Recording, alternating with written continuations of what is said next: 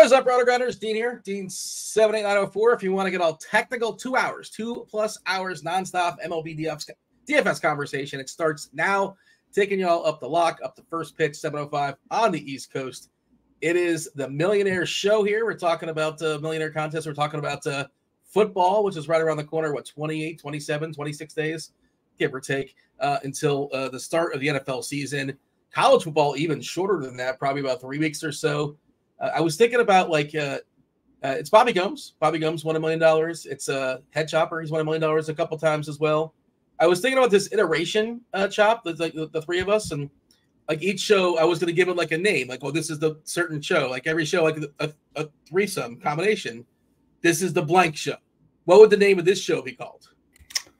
I certainly want no part of the threesome with you, Dean. That's for sure. But what about Bobby? I mean, he's right there. Like, I'm not really into that, but it'd be a better. I don't know where Dean's going with this. I don't know either, man. Well, I was just thinking, like, every iteration is like, oh, well, these three people, you know, would be a good name for that show, this. And I was trying to, maybe the chat can chime in and they can give us a good name for the show that has myself, Bobby, and Chop. What's up, chat? Kindly hit that like button and subscribe. Turn on those notifications, do all the things, hit all the buttons, keep the lights on. Bobby, you're out too, as far as you don't want to have a name for our show, the three of us, this iteration? Not the threesome. If there were two girls hosting, maybe. Two guys, though. I don't really swing that way, Dean, you know? Hey, man, whatever works for you. No, I wasn't, that's not, I was saying a name of it. That wasn't saying that was the name of the show. I was asking for a name, basically. But there you go. The chat, of course, they went right for the reach around. We're going to have a meeting very soon after the show. All right. The Grinders Live show. There you go. That's the Derek. I think that works for anybody, but sure. That's appreciated as far as the suggestions there in chat. 9-gamer today, Bobby. How are things for you? How was a Wednesday working out for you? Things all right? Everything's good. Just grinding through the Wednesday. Had my kid earlier. I'm exhausted. I'm ready to go. What like? Did you typically, is he not around, or it depends on the day, I suppose? No, or? my girlfriend had work, so he was just pretty much running around, and I didn't really have a babysitter, so it was kind of hectic. And how old's your child? Like one-ish? I don't 15 know. months. He's starting to climb, do all the things. Yeah. You know. When do we stop counting months? I don't know. When he's a year and a half. So next month. Okay. I guess it's a Chop question. I feel like 2, but I don't know. I think after 2, we stop counting months, but I don't know. Chop, when did you stop counting months as far as the kids?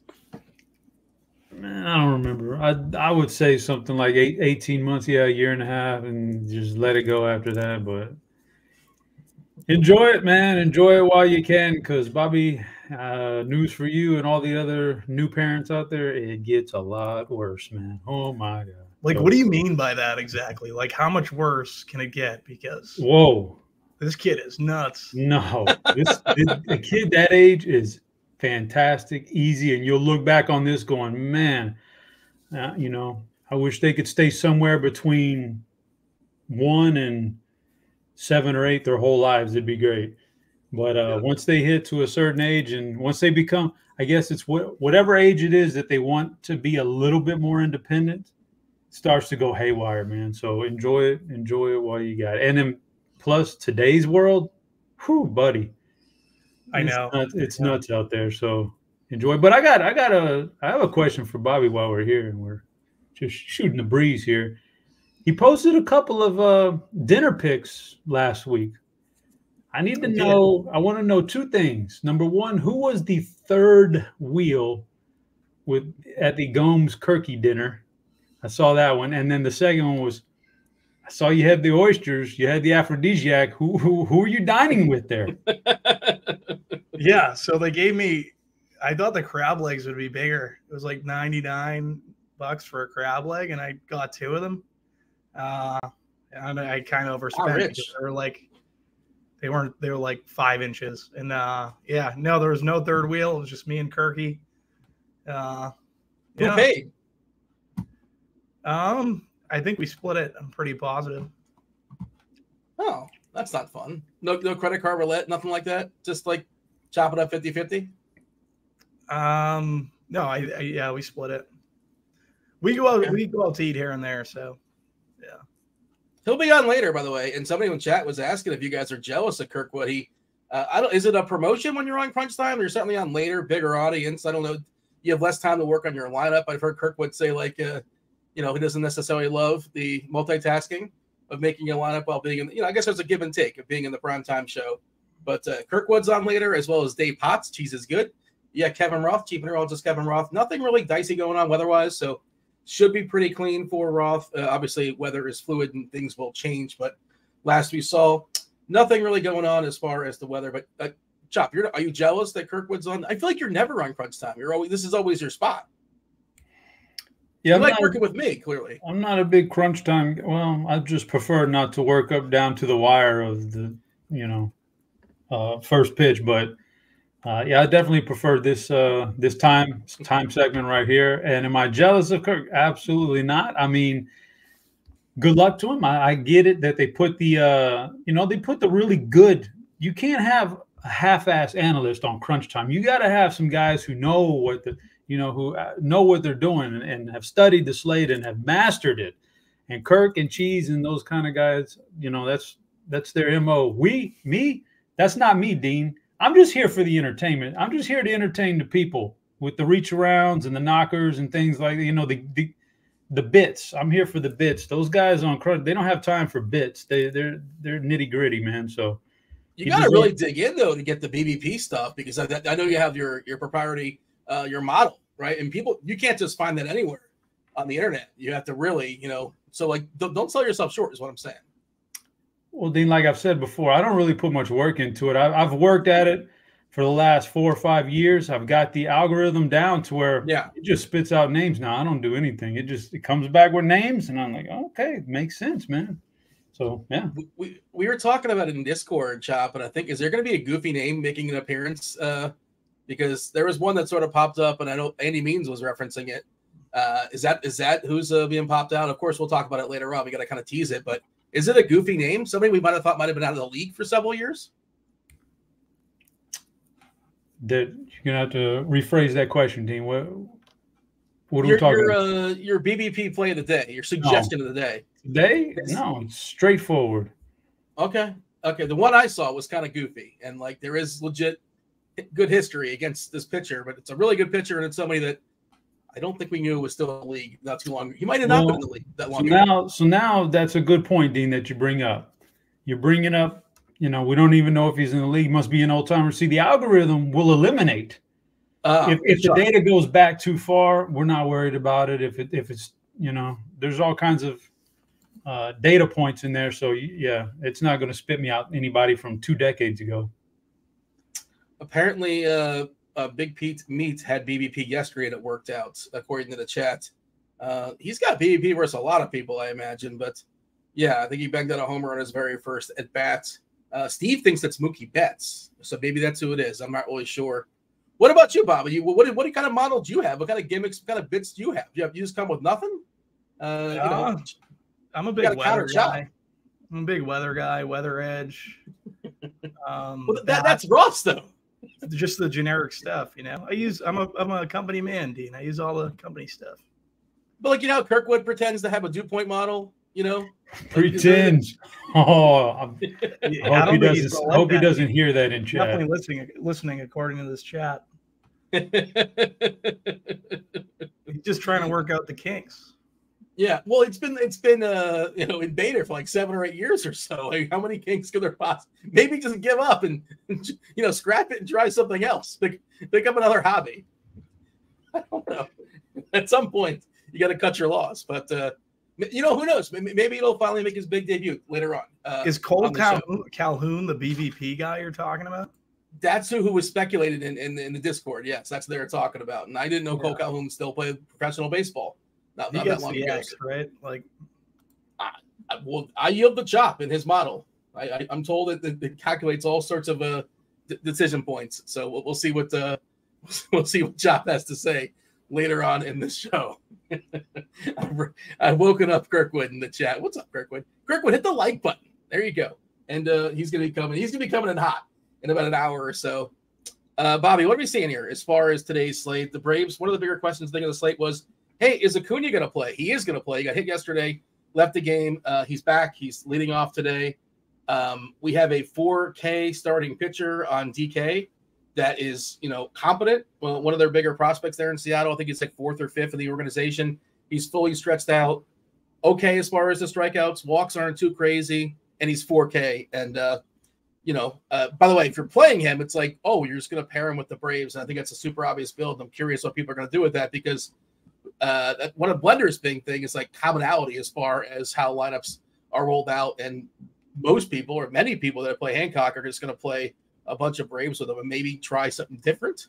I'm curious to pick your brain as far as that. If you're running in a bunch of lineups today or no? I assume you're your usual, maybe not. No, I'm playing 150 today. So yeah, I'll have some Hancock. That's his name, correct? No, it is his name, right?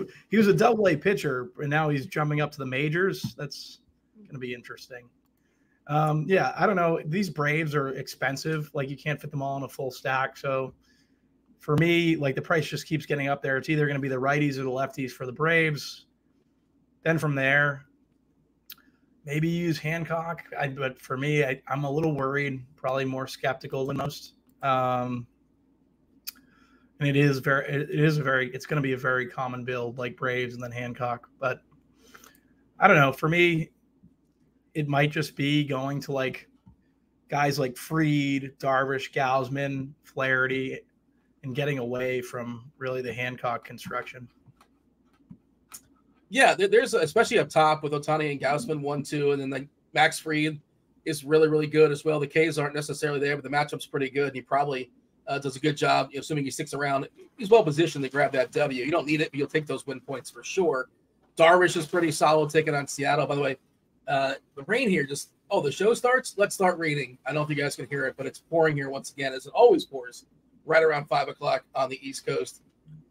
Chop, your assessment as far as this slate. Again, the Braves, Boston also is going to be pretty popular. Nice matchup at home. Trevor Story is back. By the way, that contract, he signed till 2029. Trevor Story probably seems like a mistake in retrospect. Yankees lineup just dropped, by the way. We got Bowers leading off. Bowers, Judge, Torres, Stanton, McKinney, LeMahieu, Bader, IKF, and Higashioka taking on Mike Clevenger. Shout out to Squirrel Patrol, by the way. Squirrel Patrol, he stacked those Yankees amongst other things, and he won himself 100K on Fanduel. I think he won 100K on Fanduel, like 60K on DK, just for funsies. Is that what it was, Bobby? I saw what was tweeted out. I'm not sure if you caught that tweet, but Squirrel, the two of you guys have been smashing this year. I guess you're kind of trading back and forth. I suppose you're it tonight, but am I correct in saying that? I think it was 100K and 60K, but Squirrel. Yeah, I think it was like 160 across both. Also, in celebration of that, the expert survey is free today. I went ahead and dropped that in chat for the people. If you guys are not aware, feel free to read the expert survey at your own leisure. I will drop it again because I know people are kind of coming in throughout the show. One head chopper actually wrote on the expert survey. Head chopper, Stevie, Squirrel Patrol. We got Alan and Alex also on there. And let me go ahead and drop this for the people. It is free for everybody. You do not need to be premium, much like you do not need to be premium to be in the Discord channel that we were talking about. Hanging out there earlier today with Andy and Kirkwood. We were trying to figure out what Hancock's nickname should be. Maybe something in the chat has a suggestion. He's already got a nickname. Oh, he already does. Yeah. You determined this, or no? It's from the minor league. From the minor leagues. Okay, what was his nickname in the minor leagues? The superhero. Is that a reference to the Will Smith vehicle? Yeah. Oh, okay. Was that a good movie? I thought it was pretty good. Okay. People with sticks up their rear ends and who just like the artsy fartsies probably don't want to sit through Hancock, but I thought it was pretty darn entertaining. He was like an anti-hero, right? I feel like I might have seen like parts of it, but not the whole thing. But he was like not the traditional superhero where he's kind of like a he was an alcoholic and depressed and didn't really want to be the superhero, but he figured it out. No spoilers.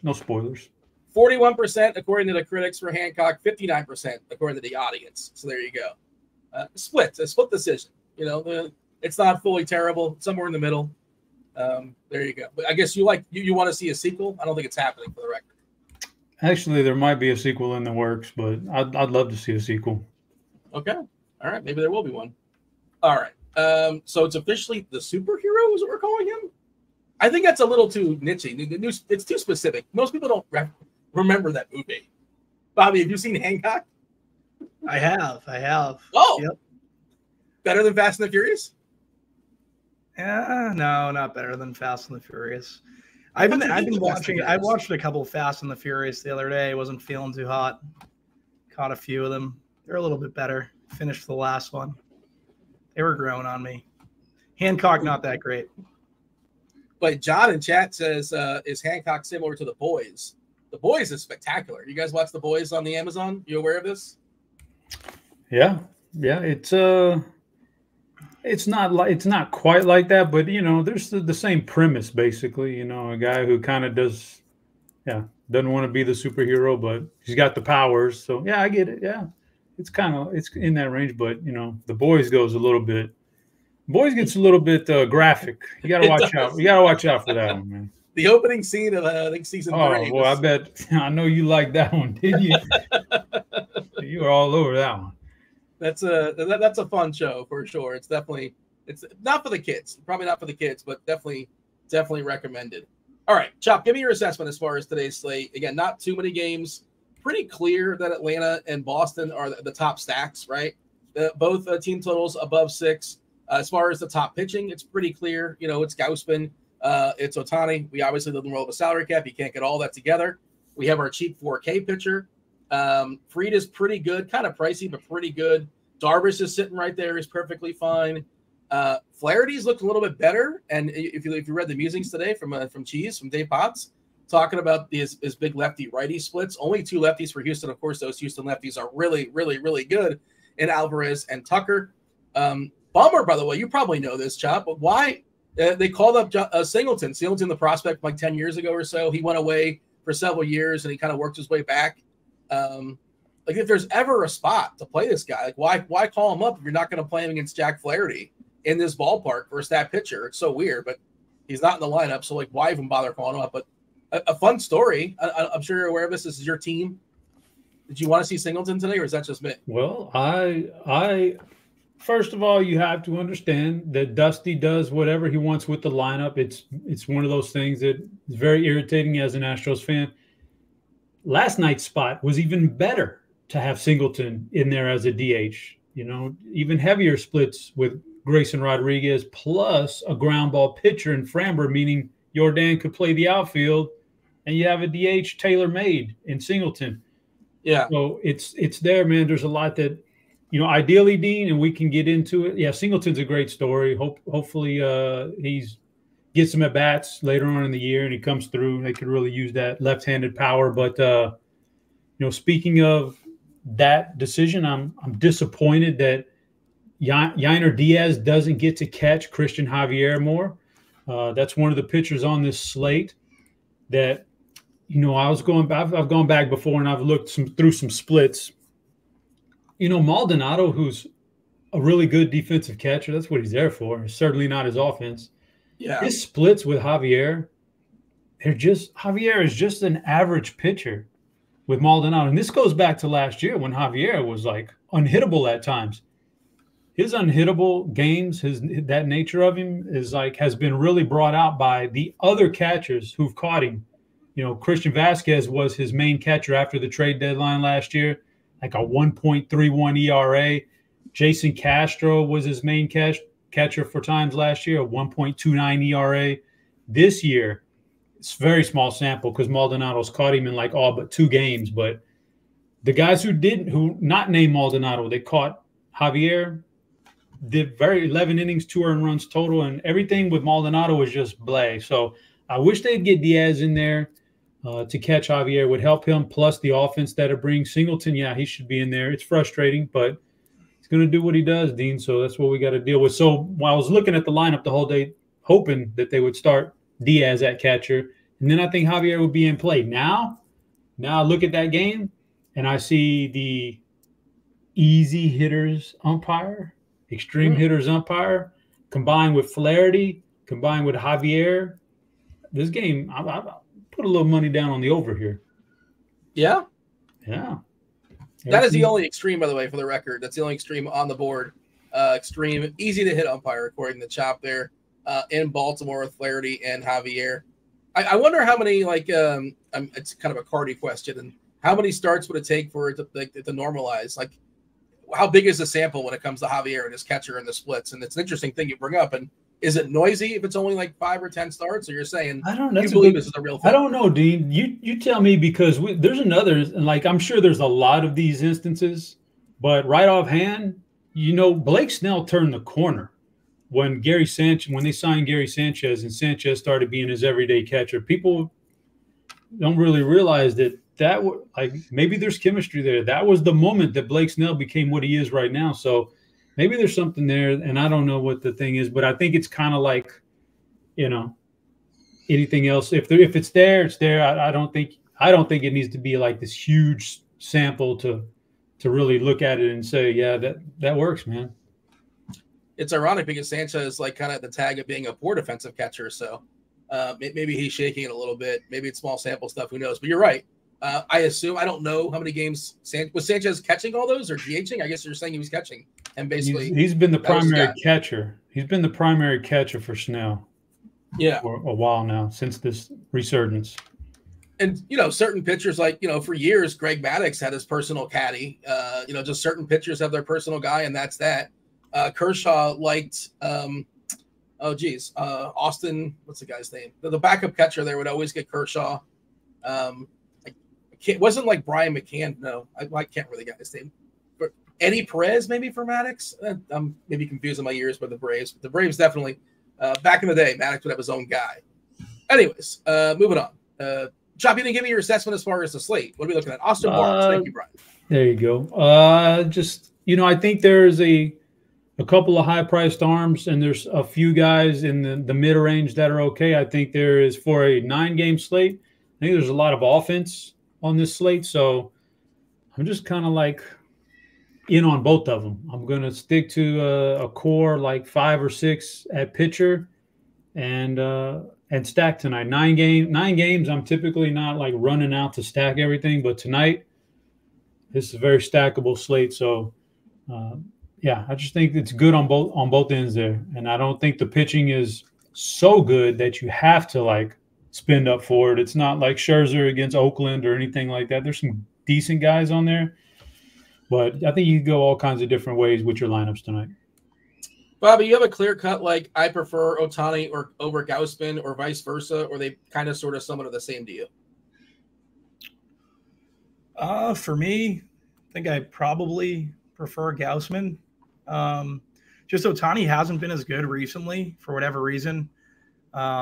And I think this matchup lines up pretty well for Gausman. Last 30 days for Gausman, 34% K percentage, 32% to righties, 34 to lefties. I just feel like he's playing better at this point. So I don't know. Maybe it's Gausman, like Ohtani at this, like we're getting through. It's pretty much the dog days of summer, right? And like maybe it's wearing on Ohtani a little bit, just pitching and batting. So with like how the offenses are spread out, I think there's enough good pitching under Ohtani to get away from him. Basically just pick your offenses and try to get away from Ohtani. Yeah, it's interesting. Earlier today, projection-wise, we had Ohtani clearly ahead of Gausman. I guess we still do, but the gap's closed a little bit. As of right now, we're looking at Ohtani at 34% projected own on DK, large field, 32% for Darvish, 28% for Gausman. And Gausman a little bit cheaper, Ohtani a little bit more owned. I prefer Gausman as well. The other part I would add, and maybe to your point, Bobby, is that we've seen Ohtani leave, 3-4 times this year due to cramps, several times as a hitter, but sometimes like he can't pitch anymore. And he would still stick in the lineup for hitting sometimes. Sometimes he would get pinch hit for. We've seen him leave with a nail. What's a callus? What's the term? So you got a fingernail. Yeah, like it just, again, I'm not saying that's going to happen again, but there's been like several occasions that's happened so far for Ohtani. it's a good matchup. They both have good matchups here. That Cleveland lineup is pretty punchless. Speaking of punchless, J-Ram is still in the lineup. I don't know why. How long does it take to look at the footage and have a meeting with the commissioner? They are both appealing. That's Tim Anderson and Jose Ramirez are both appealing their suspensions. I guess maybe tomorrow. I've been waiting for one of them to get kicked out of the lineup, but it looks like J-Ram's going to play. Anderson's back as well. I think he took a day off because he actually he was injured. I think he was hitting the forearm or something like that. But both those guys still appealing their suspensions. Maybe they'll come tomorrow. Chop, you have an official take here as far as Gausman versus Ohtani? I prefer Gausman. Slightly cheaper on both sides, slightly lesser owned on both sides. I prefer him mainly because that and the matchup with Cleveland, we've always said they don't strike out much. They don't, it's tough to get a starting pitcher in there. But since they've kind of given up on the season, more or less, they're putting out a lineup that does have a lot of strikeouts, and it's not the same as it has been the last year and a half. So, and tonight, waiting on the news, and it finally came down. Look at this lineup tonight. I didn't even know that they signed Ramon Laureano. That's weird. Yeah. All right. So, there's some Ks right there. Calhoun, 30% on plate IQ. Oscar, Cam Gallagher down there, 30+. This lineup does, not only is it punchless, Jose Ramirez is really the only quality hitter here. Now it strikes out a lot with some of these other guys. So, yeah, Gausman is the guy for me as far as the choice between those two. But with that being said, in GPPs, 150 lineups, I'll have some Shohei in there, just not as much as Gausman and not as much as the field, that's for sure. Traded Josh Bell, traded Rosario. Both nailers are out. One is injured. The other is just they're playing the backup catcher Gallagher, who's not good, and a vet just going to strike out a fair bit. Calhoun's a K guy too. There's no Miles Straw, who's a contact guy. This iteration of this Cleveland lineup does strike out distinctly more than the others. So, yeah, like Gausman, a good bit for sure. What about double barreling? Can we double barrel the two? Obviously, you can't really stack Atlanta. That's something you want to do. Certainly the expensive pieces, but have you considered just playing them both, Chop? Have you messed around with those lineups look like? I have not played around with the actual lineup building process yet, but I typically don't do that on DraftKings. But yeah, I mean, I think you could do it if you want to. Let me pull up my stacks real quick that I was kind of eyeballing earlier. Yeah, probably got a couple that came up. I think you got I think you have some offenses that are in decent spots that have some cheaper hitting. I think you could probably pull that off. Derek in chat says you can double barrel Toronto and the White Sox, who, Kirkwood's going to be on later, but I think both those teams are like on the top 5 most gutless teams. I'm not certain. I feel like they're on his gutless power rankings. Toronto, sneaky gutless. I don't know. Bob, are you privy to the gutless power rankings? Kirkwood never seems to want to release them to the people for some reason. He won't release them. But yeah, Toronto's definitely on there. So are the White Sox. For me, the double barrel's tough. Ohtani and Gausman. It's a way to differentiate the construction. I know there are a lot of offenses that you can go to. But there are a lot of, I want to get some Braves. I really do. I know they're expensive, so I'm going to be prioritizing that over the double spend up at pitcher, or at least going to above 10K at pitcher. So, Chop, you said there's like 5 or 6 in the conversation. Yeah, I think for me it's probably 7, but for real, 5 or 6 makes more sense, right? Gausman, Ohtani, Max Fried, Darvish, we'll talk about them in a second. Pivetta is really interesting, but the tricky part with him is kind of figuring out what his pitch count is. He's also pitching on short rests. I know we dropped his pitches early as far as where it was earlier in the day. We're giving him 75 pitches, Bobby. What are they doing with Pivetta? What's the story here? Why is he pitching on short rest? Why has he been jerked around for the last month or so, it seems like?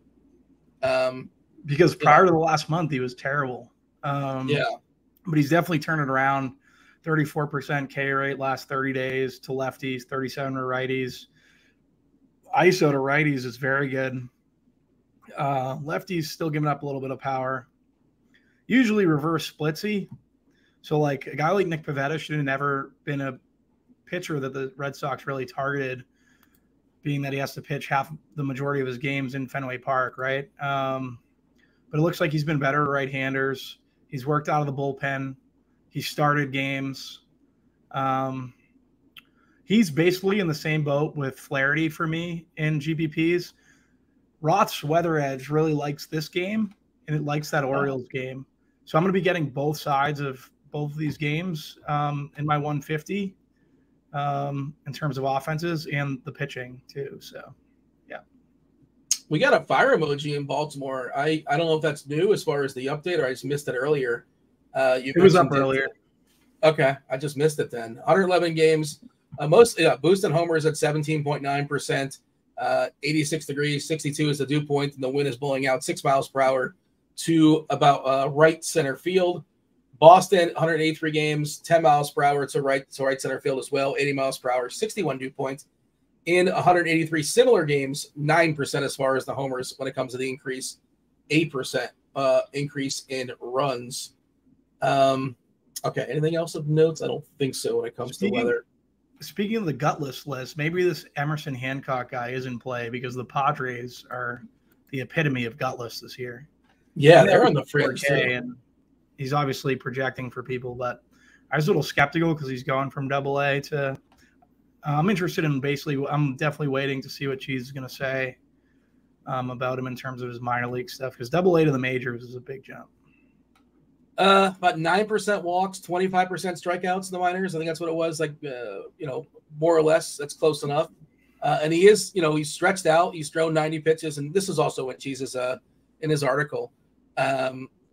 It's interesting because we currently have him. It's tricky to project. I wonder if this is going to change, Bobby, but 11% ownership. I feel like it's going to be higher than that. Maybe I'm wrong. I think it's going to be a little bit higher. I think people are going to talk him up throughout the day. We're throwing him out there. I assume Crunch Time is going to talk about him, just out there in the world. It's not often you get somebody at 4K fully stretched out that's not a complete punching bag. And he might turn into one someday, but we also don't know what we're going to get out of him. I think you're supposed to play both sides of this one, right? And get over the field on San Diego, gutless or not, and get over the field on Hancock and just root for extremes. If you're MMing, I'm not MMing, but I'm probably going to have like at least one Padre stack, and I'm going to have one Hancock as well. But how are you handling that, right? 11%. And do you think that's the correct number? And not to throw shade, it's a tricky job. I would just take the over on that. It feels like it's going to be a little higher as we get close and unlock. Yeah, I don't know how much San Diego I'm actually going to have now. I think I'd rather take my chances with Hancock at 4K and basically fade San Diego. And if I'm playing both sides, play the weather. So basically play Baltimore in Houston, and then play KC and Red Sox. Those are the two games on the slate that I think I'd play both sides of in terms of bats and pitching. So San Diego is probably a fade for me. Chop, you got an official Hancock take? The pitcher throwing baseballs today for Seattle. I am way, way more on the side of the Padres stacks than I am on Hancock. I don't, I haven't sit down and watched the tape on him, but I'm just looking at the numbers and just trying to figure out, what his effectiveness could be tonight. And like, he's a new pitcher, and that favors the pitcher as far as a batter and a pitcher square off. You haven't seen him before. It favors the pitcher. But like Bobby said, through AA, that's it, right? Just through AA. He's drafted 3 years ago. He had one really good season at Georgia. That kind of bolstered up his draft spot. He climbed all the way up to the first round, number 6. His last year at Georgia got cut short by COVID, only a couple of games in. And then he has one good year in college, goes to single A and then double A. Like, there's nothing. He's striking out one batter per 9 inning roughly. That's not great for like the super pro. In the minor leagues at that level, you want to see that number a lot higher than just one per inning.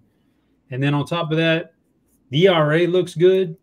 The XFIP does not match the ERA. It's a lot higher. So maybe and you look at his BABIP in the minor leagues, he got really lucky. So I'm just not on the 4K is tough to pass up on. He'll end up on some GPP teams. Hard not to with 150 lineups, and you're letting the optimizer, make a lot of those for you. He's going to end up on some of my lineups, but I'm more on the side of San Diego. I think there's a real chance that they could get him out of there early, you know. But like I said, it favors the pitcher not having seen each other before. So, but I'm on the side of San Diego more than Hancock.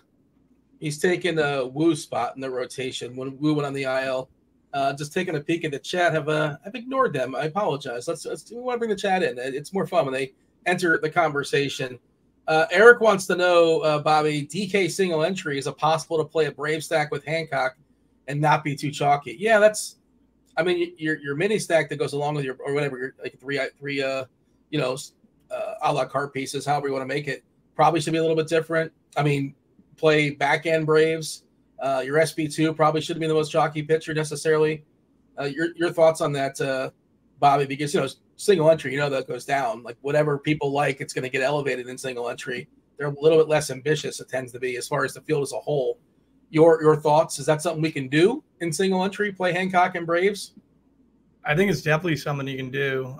Feel like people are going to be going well, it's going to be obviously popular. You can always differentiate it a little bit. And it's a 5-man stack, right? It's a 9-game slate. Ownership gets spread out. I don't really think about that stuff too much unless it's like a 35% owned pitcher and a 25% owned pitcher, and I want to separate them or something, the two optimal pitchers. I think you're fine with Hancock and the Braves, depending. Maybe you go lefties or the back end, like you said, if you're concerned.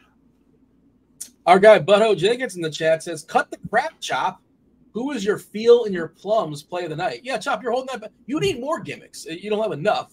Do you have one of those? Do you have a feel in your plums play the night? Well, he's talking about DFS, and I can get to some picks later on, but I'll tell you right now, the more I'm starting to analyze this Orioles game, boy, yeah, I'm really liking that. I'm really liking that over in that game, non-DFS related. You got a guy you can call in Texas? Well, there's several guys out there, some Guidos who take down some action if you're into that kind of thing. But yeah, because now you throw at me the whole weather edge. Wow, I wasn't even looking at that earlier. Ooh, man, you throw in the weather. I think it's jump, by the way. What do we think about Flaherty now? That's he's so like you said you didn't like Hancock, but now based on construction, you would have to play one of Flaherty or Hancock if you're spending up for Braves bats. I'm just interested where you would be going. Flaherty, he looked good in his first start, and I know all the Orioles fans got super excited, but I'm kind of waiting for the other shoe to drop on him. For the most part, he's been really inconsistent, so I think maybe it's a good lineup for him here tonight. It could have been a more powerful Astros lineup, so he's got the lineup thing, but yeah, I don't know, man. I'm not really on that. I actually, around that neighborhood, I kind of prefer Bobby Miller to Flaherty. Arizona has been a tough lineup this year, but Dean and Bobby, pardon me, I didn't mean to cut you out there, Bobby, but I don't know if you realize this, but Arizona over the last 7 games, they're 7-game losing streak. They've only scored 15 runs. Their offense has disappeared for some reason. So I think Bobby Miller's in play to save a little money and be an SP2 on DraftKings if you want him. Again, all this on FanDuel, you can just play the good guys. You don't want to play the garbage on FanDuel. You only got one spot. But SP2, Bobby Miller's in the mix. You talked about a gutless Toronto team. Logan Allen's probably more in the mix than Jack Flaherty for me. And, I think there's guys down in that lower range that we can play as an SP2.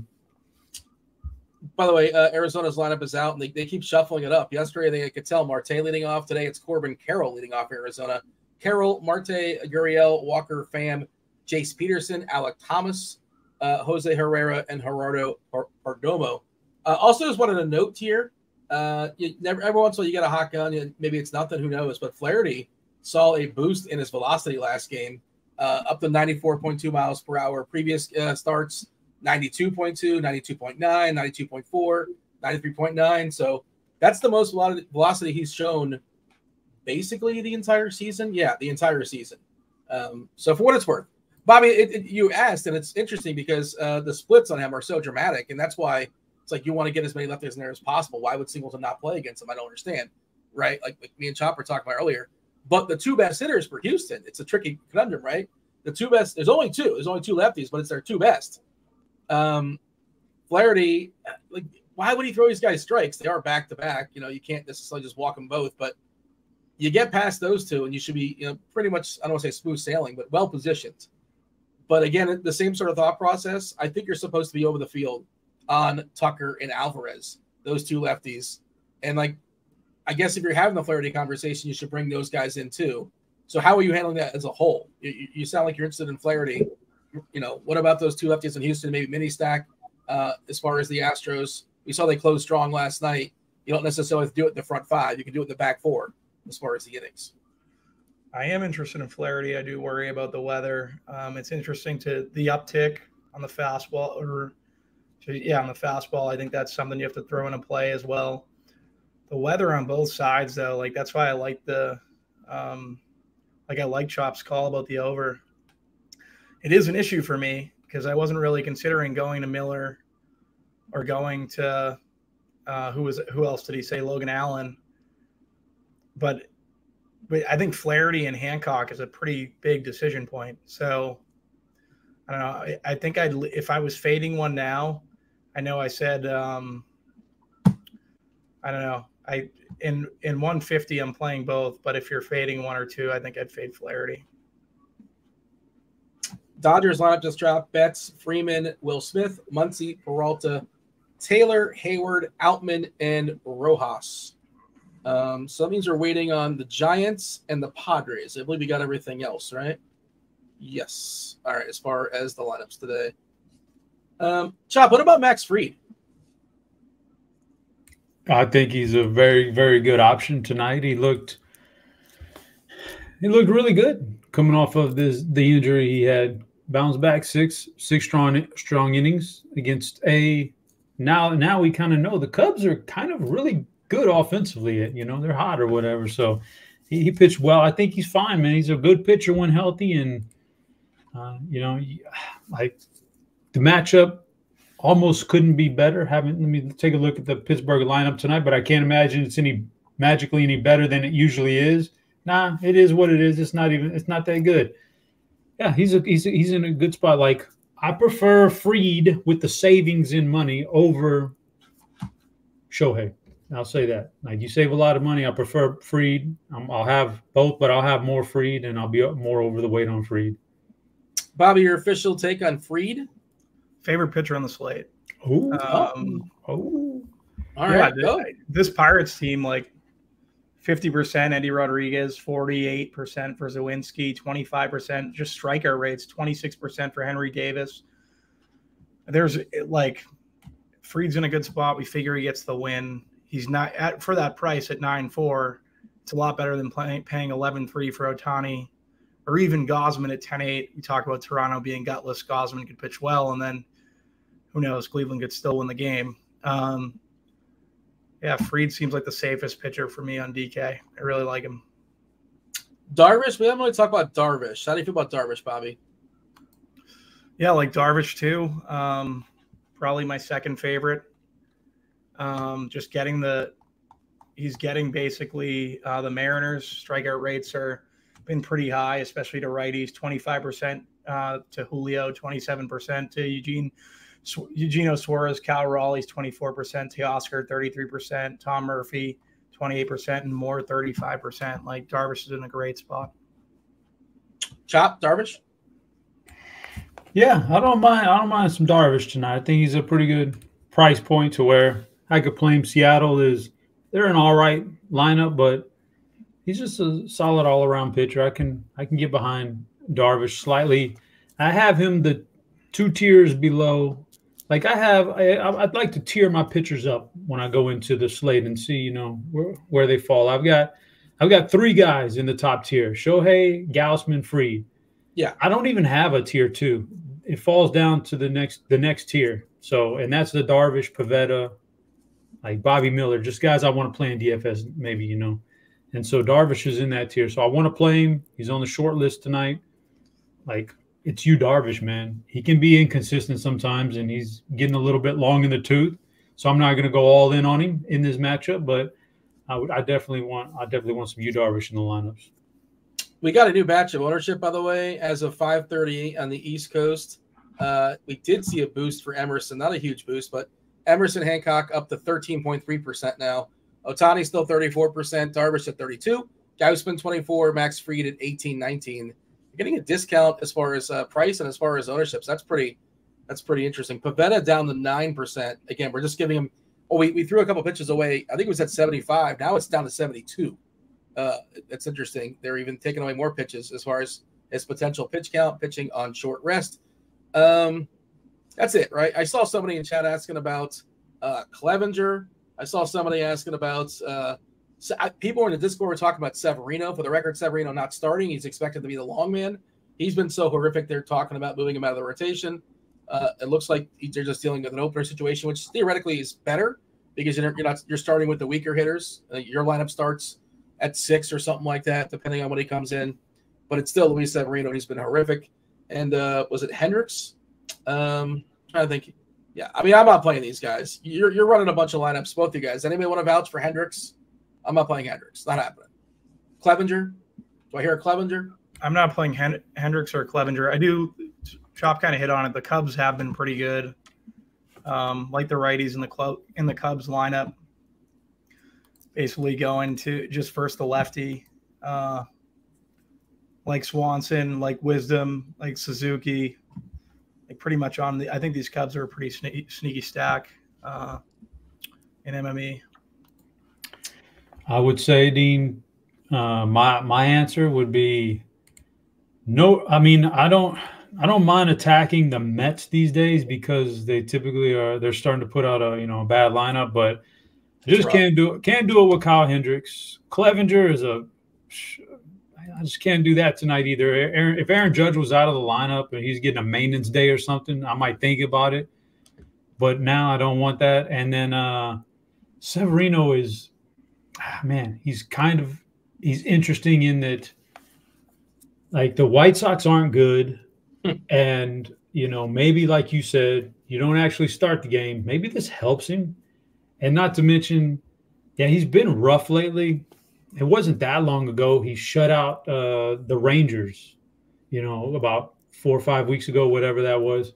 And I was like, is he getting back to, doing something good? And no, it wasn't. So, but he has that in him. He has the potential in him. But now coming out of the bullpen, it may be a good thing. But for us, it's a total unknown. I have no idea what's going to happen with Severino tonight, right? I haven't seen anything from Boone. Boone's more worried about getting figuring out funny gimmicks to get ejected. He's more worried about that than he is his pitching staff. So I kind of don't know what to, pitch count or when Severino's coming in, how long his leash might be after that. So as interesting as that would be at 5,600 in GPPs, the fact that he got moved to the relief role now kind of scares me off. Man, that back half of that Mets lineup is so bad. Like, I don't know why Abraham Almonte, they don't have anybody in the minor leagues they can throw in there. Like, he's 34 years old. What's the point? Ortega, I'm pretty sure Ortega's an old guy too. Like, they're not good, and I get they're going nowhere. But yeah, and Arise, Vientos, there's some power there. That's what he's supposed to be, at least going forward at some point. Hasn't really shown it just yet. But Hendricks is, I'm not doing that. Chop, your boy Javier. They want to know why you don't like Javier. King of Smacks, like, why you show Javier some love? I'll tell you what, Dean. Let me just to dip into it a little bit more. I've already talked about the catcher situation. We talked about the umpire situation and the weather edge all working against him tonight. On top of all that, even going back to last year, he has dramatic splits, lefty versus righty. He just has his pitch type arsenal. He has a hard time retiring left-handed batters, just the way it is with that slider. He works a fastball slider, and that's basically it. That is tough for him to face left-handers. And now you get a lineup. Oh man, like this is six lefties. You almost couldn't face a tougher team for a guy who struggles against lefties than this matchup where 1, 2, 3, 4. The first 4 guys in the order are really good left-handed batters, and then you'll get a couple more later on. Man, it just, with that being said, he's got an electric fastball. Maybe he puts it together tonight. Anything can happen. It's one game of baseball, but so much is set against him tonight that I no way I could touch that. We got to move on and talk about stacks in a second. Kindly hit that like button. Do subscribe. Turn on those notifications. We have a crunch time coming up at 6:15. You got Kevin Roth, Chief Neurologist Kevin Roth, as well as Dave Potts, Cheeseisgood. Additionally, it'll be Kirkwood. Kirkwood promoted to the big show. Maybe he'll be busting out his dew point model. We still have the gimmicks. But I don't know what we have to hit as far as the like button, but I'm sure Bobby will have some homers for the people. Chop has his knockers, his BBP suggestion play of the day, his triple G, all that good stuff. The expert survey is free today. I've dropped it off in the chat a couple times, but if you just joined in, I will drop it off one more time. Feel free to read that at your own leisure. Stevie, Chop, Squirrel Patrol, who won $160,000 combined on both sites yesterday. I'm not subtracting entry fee, but you know what I'm saying. He banked a couple of tournaments. I think actually 60K was not first, but congrats to him. They're celebrating by making the expert survey, which he participated in, free for the people. Bobby, give me the summary as far as pitching. If you just tuned in right now, what can you tell the people when it comes to how you are handling pitchers tonight? Yeah, so for me, my top, I don't know, let's say 4, Fried, Darvish, Gausman, and then Ohtani, I guess. What's your biggest fade? I don't know. I'm still between Flaherty and the Seattle kid. Yeah, you're kind of bouncing back and forth. You're not really sure where you're gonna land on him. Not really sure. Yeah, I think one of them is a fade though. Yeah, Chop. How about yourself? How you're attacking pitching tonight? I got a clear tier 1 for me. Shohei, Gausman, Fried. I'll have right around the field, if not above on Fried and Gausman. Probably a little lower on Shohei, but those are all 3 really good. Then there's a big drop-off for me. Darvish, Pivetta, Miller. Guys I'll be overweight on. And then, you know, if I have to, like, want to change things up, you know, I'll throw in a little sprinkle of Logan Allen or maybe Jack Flair, like you said. Maybe he was just tanking in St. Louis and now he's somewhere he wants to be, and maybe he really is. So because of that and because he looks so good, I'm not going to fade him altogether. So I could play him, and I think the biggest fade for me, and when I say fade, I mean way underweight, because 150 lineups, I'm not fading guys, you know. Biggest underweight for me is probably Emerson Hancock. I think he'll get a lot of ownership, and I just don't see the numbers in the minors, the pedigree being all that great, and something I want to trust tonight. Flaherty threw a little bit. You could interpret it as shade. I'm sure the St. Louis fans, the best fans in the world, were understanding. But he was talking about, it's like nice to be in an organization that's actually winning and competing and whatever. But by the way, I don't know if you saw the other thing about as far as the Baltimore organization, but they suspended one of their announcers for just saying they've been bad against the Rays historically. That was the craziest thing. I'm watching it. I'm like, I had to watch it twice. I'm like, what did I miss? What did this guy say? He was just like factually saying, hey, we've been bad against Tampa, and we've been good against them this year, and you're suspended. Tell you what, Dean, that Baltimore owner, he wouldn't last a day in the secret chat. He's too thin-skinned, man. Well, because he's been what is Angelos? Is that who it is? Yeah. That's his name? Yeah. Yep. That whole thing was like the weirdest story. And they were chanting last night in the ballpark. The fans were chanting the free the guy's name, like Kevin Brown. Not that Kevin Brown, different Kevin Brown. But what a completely absurd. Is that the sinker ball pitcher for San Diego Padres back in the day? No, not different him. guy, not the guy from the Marlins. No. All right. Dodgers, like he was on several teams. Was he on the Rangers too? I believe. You do that immaculate grid, Chop? You ever hit up the old immaculate grid? He signed a huge deal with the Dodgers. I'm pretty sure Kevin Brown. Say it again. For the time, I think Kevin Brown signed a huge deal with the Dodgers. After that was his big deal. Yeah, Dodgers. But he also Texas, Marlins, maybe somebody else too. Dean. Yeah. Kevin Brown, he was electric back in the day when he would go on 3 days rest because of the sinker baller. It would help him out. Remember that? And so, quick story, Dean, before I was betting pretty heavy stuff back then. Like I was real young. Let's not get into all that, but like I remember I ran up a debt, man. I ran up a debt one week and I was like, oh my God, I can't pay this, right? I'm a kid, man. Like, how am I going to pay this, man? And I remember they had the Game 3 Yankees San Diego World Series was that Monday night or Tuesday night, whatever it was. It was the last day for me to bet something to get it back. Yeah. And I put the biggest wager like I have ever even imagined at the time. I put it on the Yankees because they were up 2-0, and I was thinking, oh, they're going to go back to San Diego. Please sweep them. So I'm putting everything. I shoved everything in on the Yankees, and man, they won that night. I was elated, Dean. But that's my Kevin Brown story for you. You ever see the movie like Sliding Doors? Like, you know, what if they lost? How much different would your life be? That one little thing.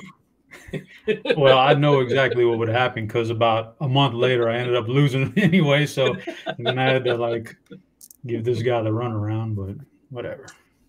Kevin Brown, Texas, Baltimore for a year, Florida a couple years, San Diego for one, about 5 or 6 with the Dodgers, and a couple for the Yankees there at the end. He had a long career. 211 and 141 as far as wins versus losses. All right. Hey, Bobby, let's talk about some stacks. Who we stacking up tonight? Not surprisingly, myself, Tim, Tasteful Tides, Head Chopper as well, Squirrel Patrol. Consensus-wise, we have Atlanta. Atlanta number 1. Atlanta is the favorite stack on the board. Number 2 is Boston again. Not terribly surprising. They're both over 6 as far as their team totals. Yankees 3rd, San Diego 4th, Kansas City, the Cubbies, Baltimore, and the Dodgers. That is what we have right now as far as our rankings.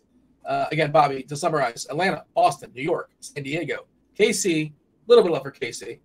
We have Chicago, that's the Cubs, not the White Sox, Baltimore, and the Dodgers. What is too high? What is too low? What do you want to kick off the board? What do you want to bring on the board? How do you feel about this board? Yeah, Atlanta and the Red Sox are probably my 2 favorite.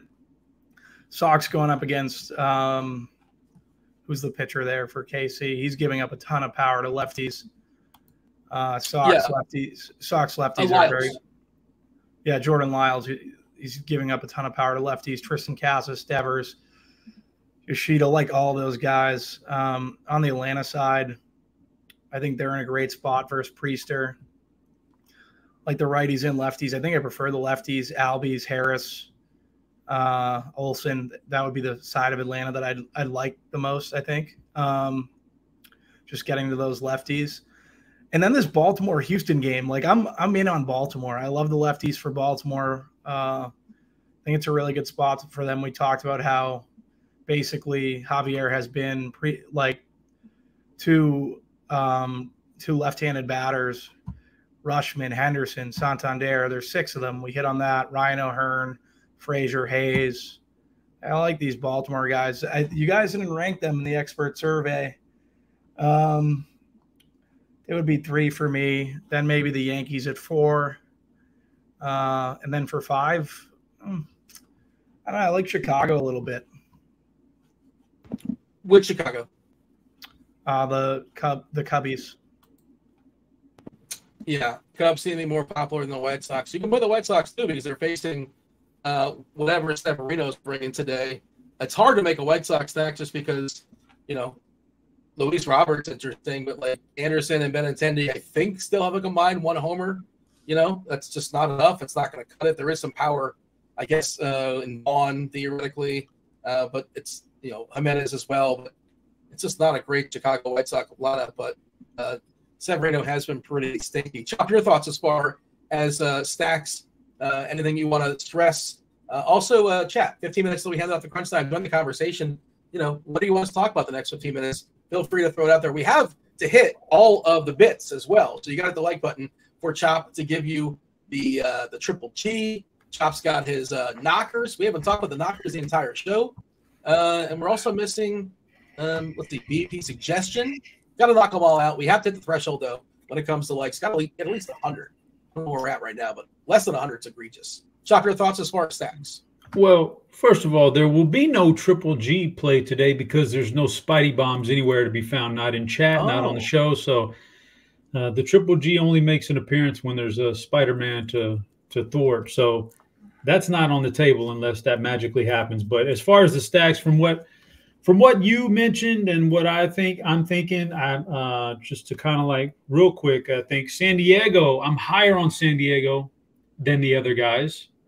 And I'm much lower on the LA Dodgers than the other guys. The Dodgers probably wouldn't make my top 7 stacks tonight, at least. Now, they're the Dodgers. They're a strong lineup, but I've got at least 7 teams ranked above them. You're a BVP guy, though. There is some good BV. That's the only thing that keeps the Dodgers even remotely interesting to me is that BVP for that team, general team BVP. They got, several guys in there who have done pretty well against Kelly. So that's the only thing that keeps them hanging on. But he's just good enough to where, on a night like tonight, I wouldn't want to go 4-man against him, 4 or 5 guys against him. So, but I like Atlanta, number 1, Boston, got San Diego 3, the Cubs 4, the Yankees 5, Baltimore 6, probably could be higher now that I've seen, this was a little bit early in the day. It could be higher now that I've seen all the things I need to see from that game. So I'll probably go up on that. I kind of like, when Severino was the starter, I was going to rank the White Sox at 7.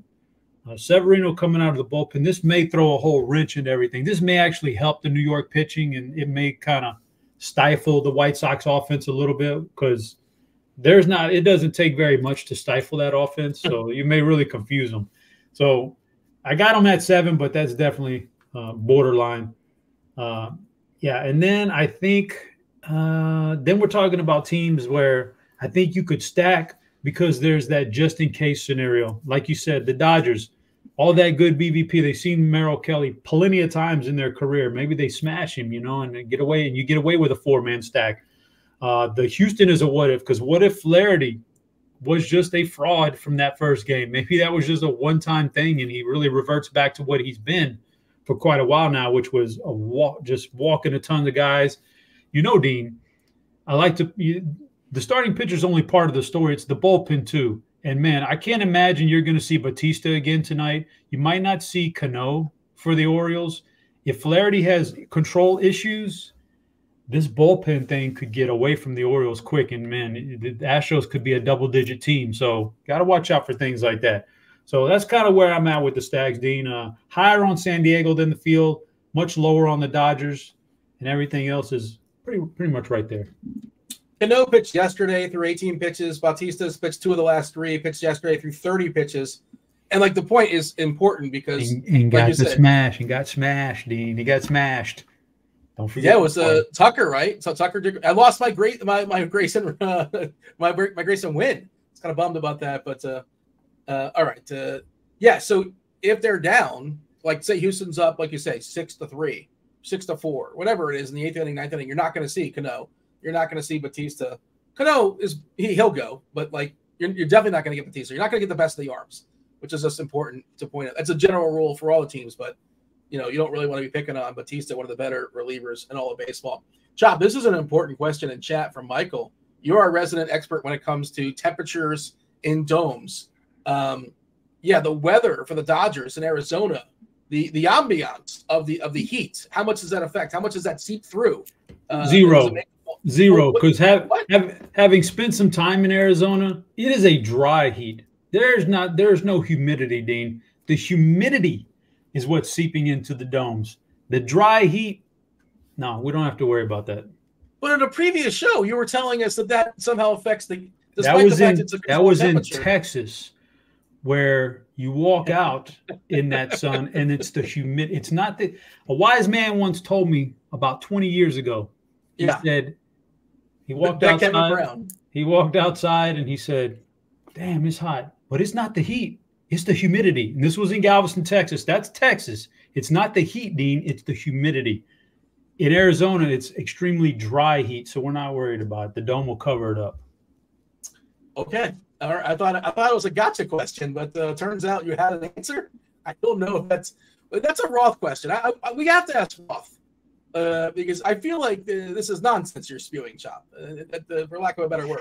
Oh, Dean, you're going to have such egg on your face when you ask this question to Roth here later on. He's going to tell you the exact same thing. It's not the heat, it's the humidity. Yeah, when you're outside, but when you're covered inside, there's no seeping. Oh, the other part is why, if that's true, then why isn't Texas on Weather Edge? Aha. Checkmate. You're breaking up. I didn't catch that last part, but you know, we don't list domes on Weather Edge, but you know, maybe we should start, is what I'm saying. Okay, yeah, I don't know. I don't know why I'm having some difficulty. So hopefully I'll power through the next 7 or 8 minutes, whatever it is. And I feel like I'm hardwired in and good to go. But my apologies for my internet. Did see some questions. Load up those questions. I have to scroll back up and find them. Bobby, if you have any thoughts as far as the temperature and how much it may or may not seek in, the heat seeking into Texas or Arizona, by all means, share them. It's just not. You know what? I was fading Chop's take the last time, and then that game went nuclear. So I'm with Chop. Based upon one game, you're drawing a conclusion. I'm a small sample size guy, Dean. Okay, fair enough. Who was the guy I saw? Oh, somebody was asking. I lost the question now, but Chop, a one-off. You like Suzuki or Melendez?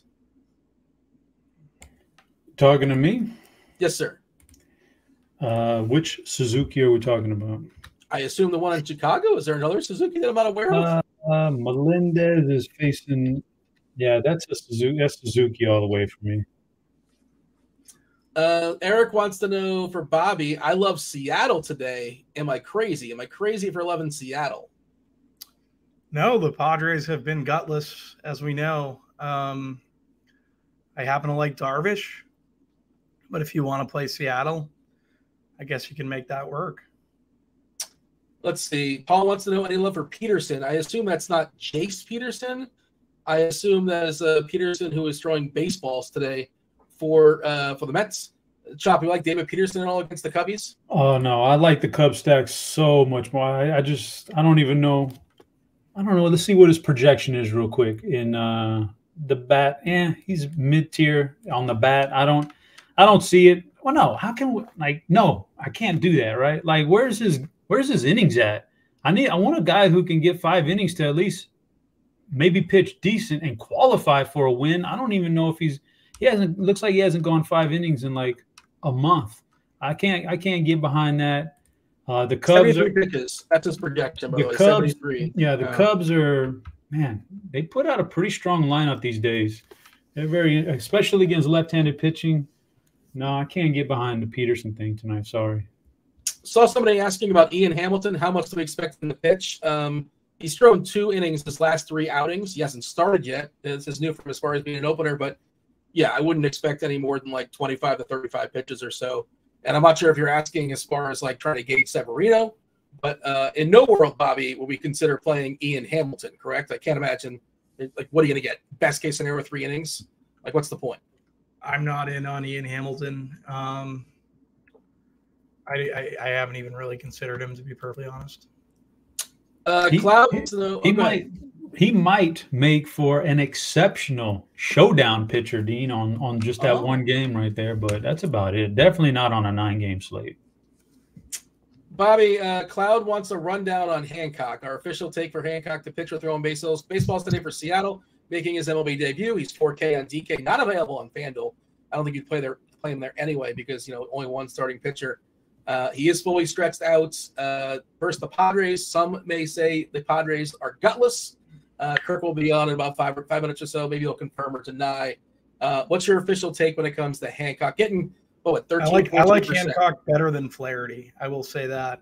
Chop really hit on it though. Like in 150, you're really not fading guys. So I'll be coming like underweight on probably both of them. To be perfectly honest, if I had to choose between one and single entry, it would be Hancock. Let's see. Thoughts on Hendricks DK tournaments? I hate all these guys. I don't know why. I'm not playing any Hendricks. Chop, you're making a bunch of lineups. Hendricks, did he make the cut for you? I'm guessing no. No. He's had some great moments in his career, but he typically doesn't strike out enough guys. With that being said, it's a pretty good matchup for him, but yeah, just he's just not a guy I'm feeling like is going to get me there tonight with all these other decent pitchers.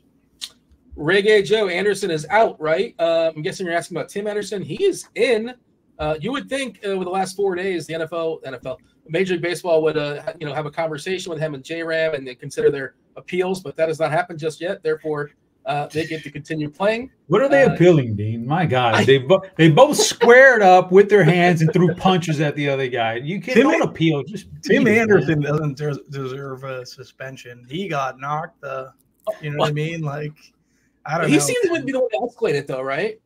That's embarrassing to just get like laid out like that on national TV. That was enough. You're saying that's worse than any suspension. Yeah, it's a good point. J-Ram probably gets the suspension. That will be. It's unfortunate, but that will now be what Tim Anderson is remembered for his entire post-baseball season career. He had that great walk-off in Iowa against the Yankees. Remember that amazing homer and then into the cornfield. I feel like he's done he's had a good career because it wasn't just getting knocked down like that. He was wobbly and had to be helped back to the dugout. Like it was rough, man. I feel bad for the guy almost. Also, J-Ram definitely caught him very good. And Eloy got hurt. Eloy in the skirmish. He started hobbling. It really encapsulates the entire White Sox season, probably maybe the last so many seasons. Just that one play for sure. I guess they're appealing because they're trying to get down. J-Ram's got a 3-game suspension. He's trying to get 2, right? Anderson's trying to get like a 4-game suspension. And the other part of it, I imagine, is money, right? They have a contract and they get paid X number of dollars per game. And, the difference between a 3-game suspension and a 2-game suspension is probably, I don't know, $100,000. So you might as well. I don't think it costs you anything to appeal, but it is kind of silly. Like, there's like no defense. Like the evidence is right there, but probably just to knock down the games, I imagine. Let's see. Question in the chat. We have a Chopper, a 2v2 as far as pitchers. You ready? Ohtani and Darvish. It's a good question. Ohtani and Darvish versus Gausman and Fried for DK, a large tournament. That's an easy one for me. Easy for me, Gausman, Fried. Yeah. Eric's saying, I'm not sure if J-Ram's hurting for 100K. He's not. Like, I'm sure he's doing fine, but like, if you want, if it's just sitting next to you. They got to feel pretty fortunate, Dean, because if you square up and throw punches in the NBA, you're gone for like 25 games. These guys only got like 3 to 5 games. They got to feel pretty good about it. I'd probably take that and just run with it. The balance 10 minutes in the NHL goes a long way in that scenario, though. Let's see. Thoughts on the Yankees? We haven't really talked a ton about the Yankees. Bobby, what are we doing with the Yanks today? I like Judge, like Bowers, like McKinney. Those are the Yankees that I definitely have interest in.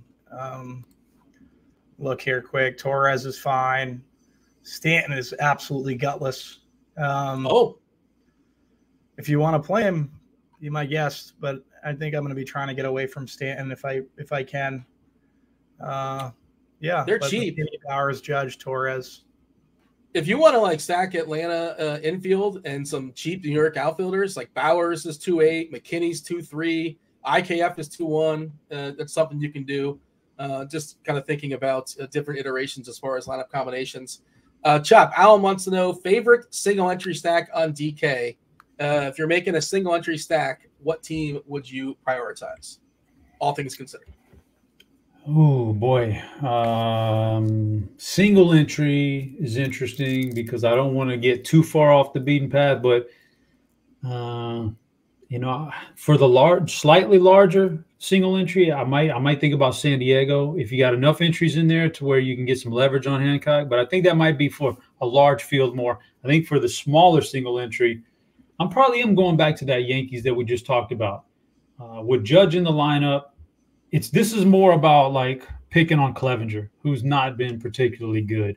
And with Judge in the lineup, you got two outcomes right there, which is he's going to walk and help the rest of that team in the stack, or he's going to hit a home run, and that's going to help your stack right there. So probably for the smaller single entry stuff, New York for anything a little bit larger, kind of like taking that San Diego route.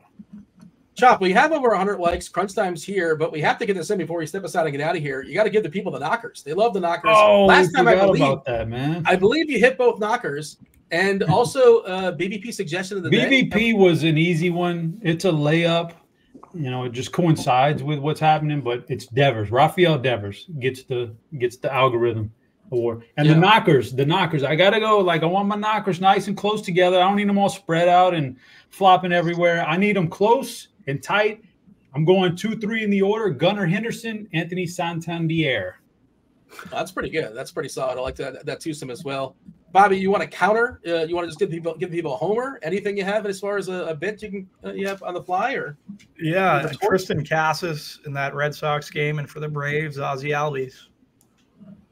All right, welcome Crunch Time, Roth. This is your first time probably hearing like, what are the knockers? Like, what is going on? That's good, guys. I didn't realize that there was a build-up and a description of the knockers. That really elevated the Choppers Knockers segment to me. It's good stuff. We spent 5 minutes talking about Hancock as well too. You want to rewind for that? But Roth, question for you before we step aside and get out of here, because Chop has theorized, and feel free to confirm or deny. He's talking about games in a dome, like Arizona plays in a dome, Texas plays in a dome. There's a dry heat out there in Arizona, and he's theorized. And look, Chop, I know, Chop, you want to pitch your theory, or you want me to speak on your behalf? I mean, our conversation today focused on the heat. The heat in Arizona is not the same. It's very dry. In Texas, it's extremely humid. So, and I'm just, when they shut the dome on Texas, there's still some of that outside seeping in. It's not airtight. They're not shutting the lid on a jar. I think some of the humidity sometimes, maybe it kind of seeps in a little bit, and they, and if they're not, that's just my theory on it sometimes. No, I know that to be true. Like that is true. Yeah. Oh, Dean, you got egg on your face, brother. Well, yeah.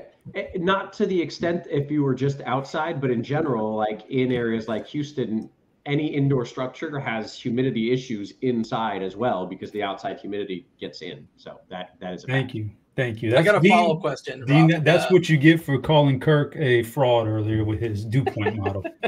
It's crazy. It's absolutely crazy that this man can just stand here and do this and spit this stuff out to the people and try to slander Chop and me when anytime you fact check, we're always right. Well, my follow-up question is, Roth, if that's the case, right, if you're saying that the weather is affected by the outside temperature in Texas with a dome, to a degree that it matters for base, why do we not have Texas on Weather Edge? Not to call out Weather Edge, but where is Texas on Weather Edge? To be clear, I didn't say to a degree that it matters. Oh, well, thank you. So Chop's wrong. That's what I was saying. It's incremental at best. We just don't have the data.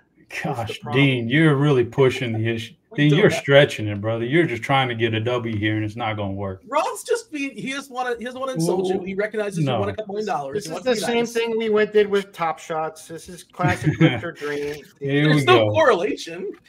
They're all independent conversations. I can't believe Dean grifted Top Shots.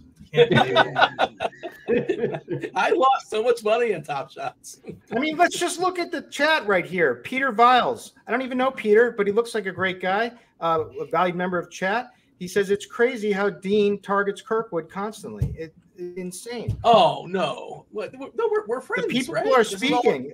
The people are speaking, Dean. Well, I will see. I'm going to leave a low notes, I guess. I suppose. Chop, you got anything else? Bobby, anything else for the people? Good luck. Nope. Good luck tonight, guys. That was Chop. That was Bobby. That was Dean. It's the Fanduel sponsor, Crunch Time. You have Cheeseisgood. You have Kirkdiese and his fabulous 2-point model that may or may not make its debut tonight, as well as Chief Mineralogist Kevin Roth. Roth, take it away. Good stuff as always. Welcome to it, ladies and gentlemen. This is Crunch Time. It is sponsored by Fanduel, and it's the show where we bring on two of the sharpest minds in the biz. One, Mr. Dave Potts, a.k.a. Cheeseisgood. What up, Cheese? Not a lot. Kind of a glorious slate. I'm a fan, and we got Kirk here to walk us through the dew points. Yeah, this is going to be fantastic. Very good. I was just about to say that. We got Kirkdiese in the house, purveyor of the dew point model. What's up, Kirkwood? I was doing okay until I just want to give a little refresher from yesterday. I tuned into my favorite show right before lineups were locking, and I was excited because a colleague who I hold in high esteem with my lineups, and then also my favorite weather personality for DFS, and all of a sudden they start talking about Boston and Boston, people from Boston, and it was like a knife in the back. And I'm so sorry. Did we say something wrong? Did we say something incorrect? Yeah. Technically, technically, you were correct. There are a lot of knuckleheads out here. So, but I just hate being characterized with them. They just kept saying, "How about I break this bottle over your head?" That's how you like that? What'd you say, guy? Hey, kid. Hey, chief. Hey, chief. What do you? Yeah. Guys use a lot. Yeah. But I did say you were like surprisingly nice. That's why I didn't know you were from Boston. You're a kind person, so I just didn't equate the two things. Anywho, I'm sorry that I ragged on your city. It's okay. I was just kidding. But, yeah. All right, there we are. Hey, I did, we talk about why the dew point matters, like kind of jokingly, but also JB in the chat says the humidity is only 27%. That's not too bad. That's why we hate humidity. That's why humidity percentage is the worst metric in all of metrics, whether you are talking sports or weather. Geez, what's the worst metric in sports? What I was going to say, is that like the BVP of weather? It is the BVP of weather. Humidity percentage is so stupid and irrelevant. I hate it because it's a factor of what is the actual temperature. It's humid right now in Dallas, but because it's 110 degrees, the percentage of humidity is low. Which is why we care about what?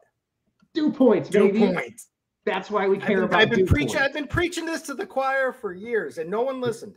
The people need to know. That's what matters. Where's the dew point at? Is it around 70 or higher? That's freaking humid. I don't care what the percentage says. All right. Actual question then. Is the dew point kind of like steady throughout the night? If the dew point is something now, is it going to be the same basically in 3 hours?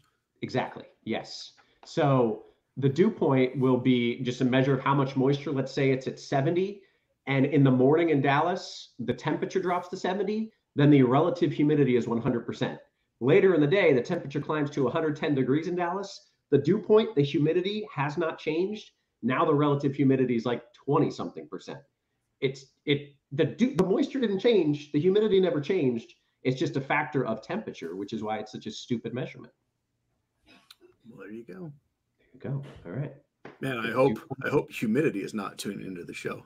Gonna have to issue an apology to humidity next time. Hey, all right. That is actually that's my weather spiel for the day because there's no real weather concerns. So it could be Travis's more weather talk, less baseball talk. Yeah, yes. I'm here for it. Yeah. Yes. Yeah, me too. Let's do it. Let's go ahead and dive into the content side of things. Cheese, you want to give me an overview? You said you like it. You like it? I do. It's great and loaded on both sides, and yet we have like the most concentrated chalk we've had in weeks.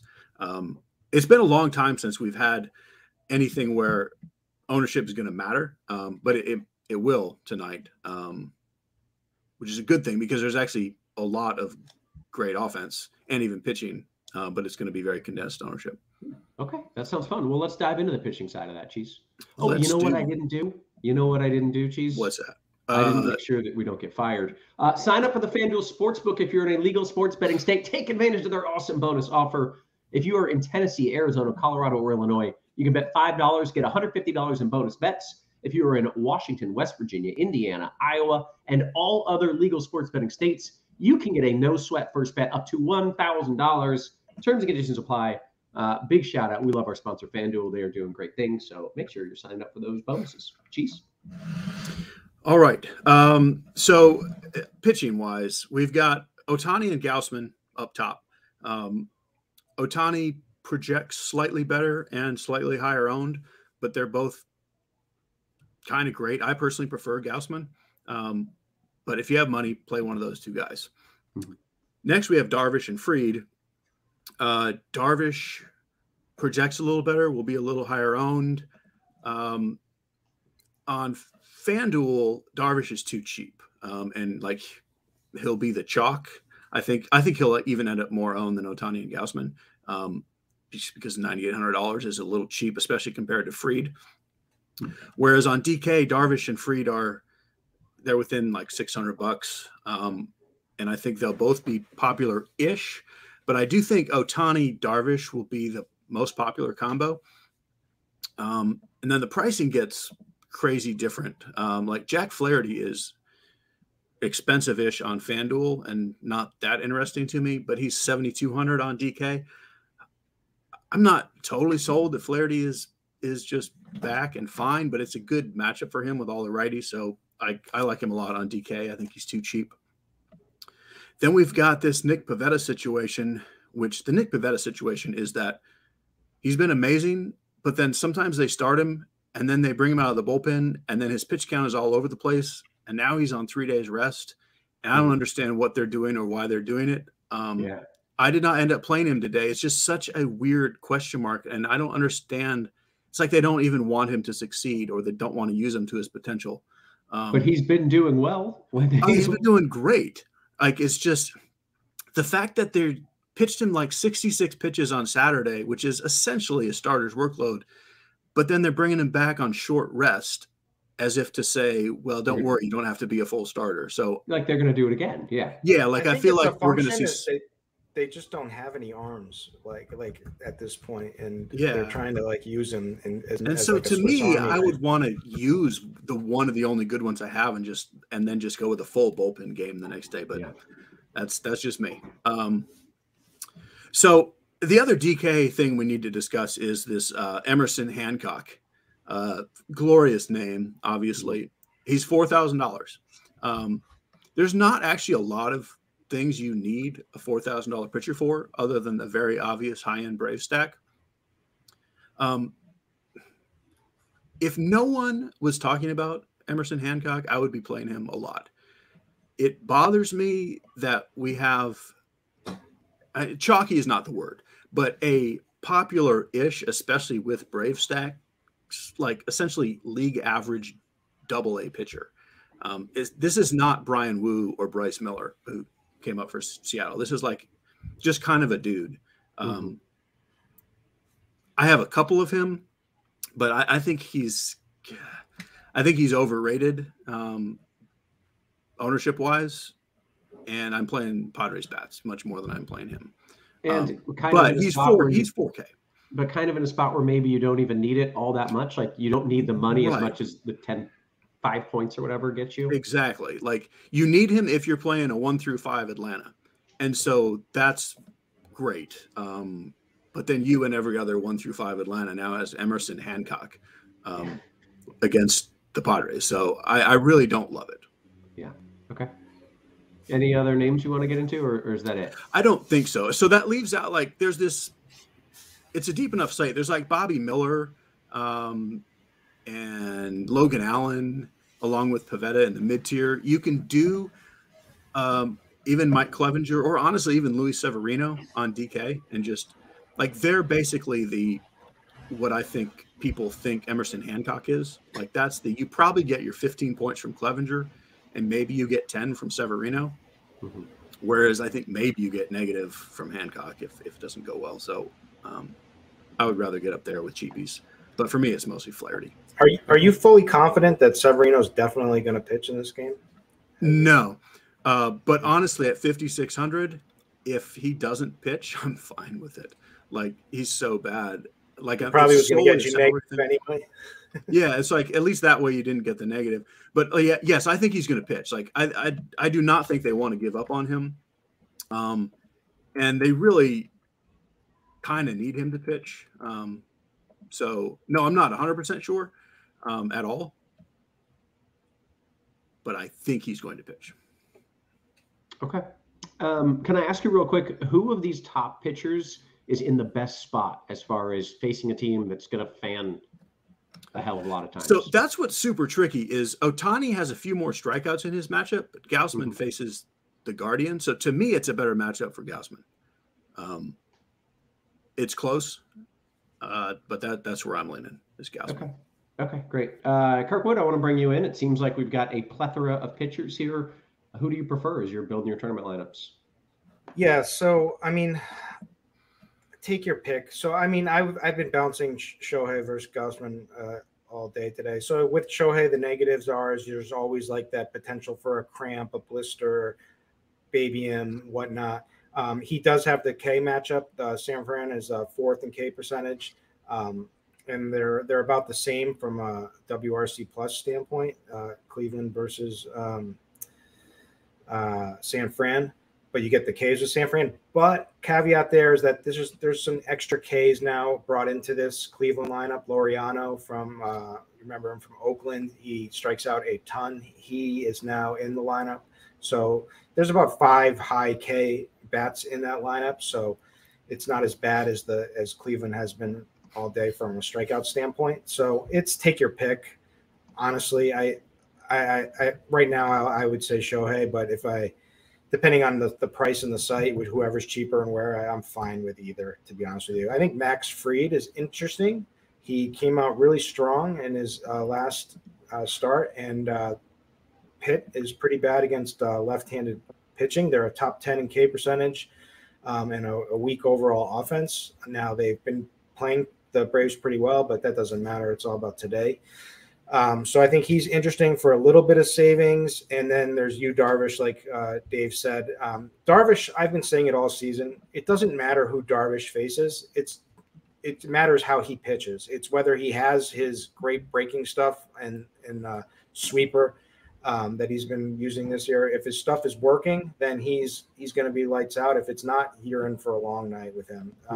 So fortunately, in 4 out of the last 5 games, as Dave mentioned in his article, he's been the good side. So I hope to keep it rolling because he gets a really good strikeout matchup against Seattle. And so, I'd be just fine with him as my main guy. But I think those are the high-end guys. And then we have that mid-range that Dave talked about. And then I'm going to be one of those guys who's battling it out for the best Brave stack with Hancock.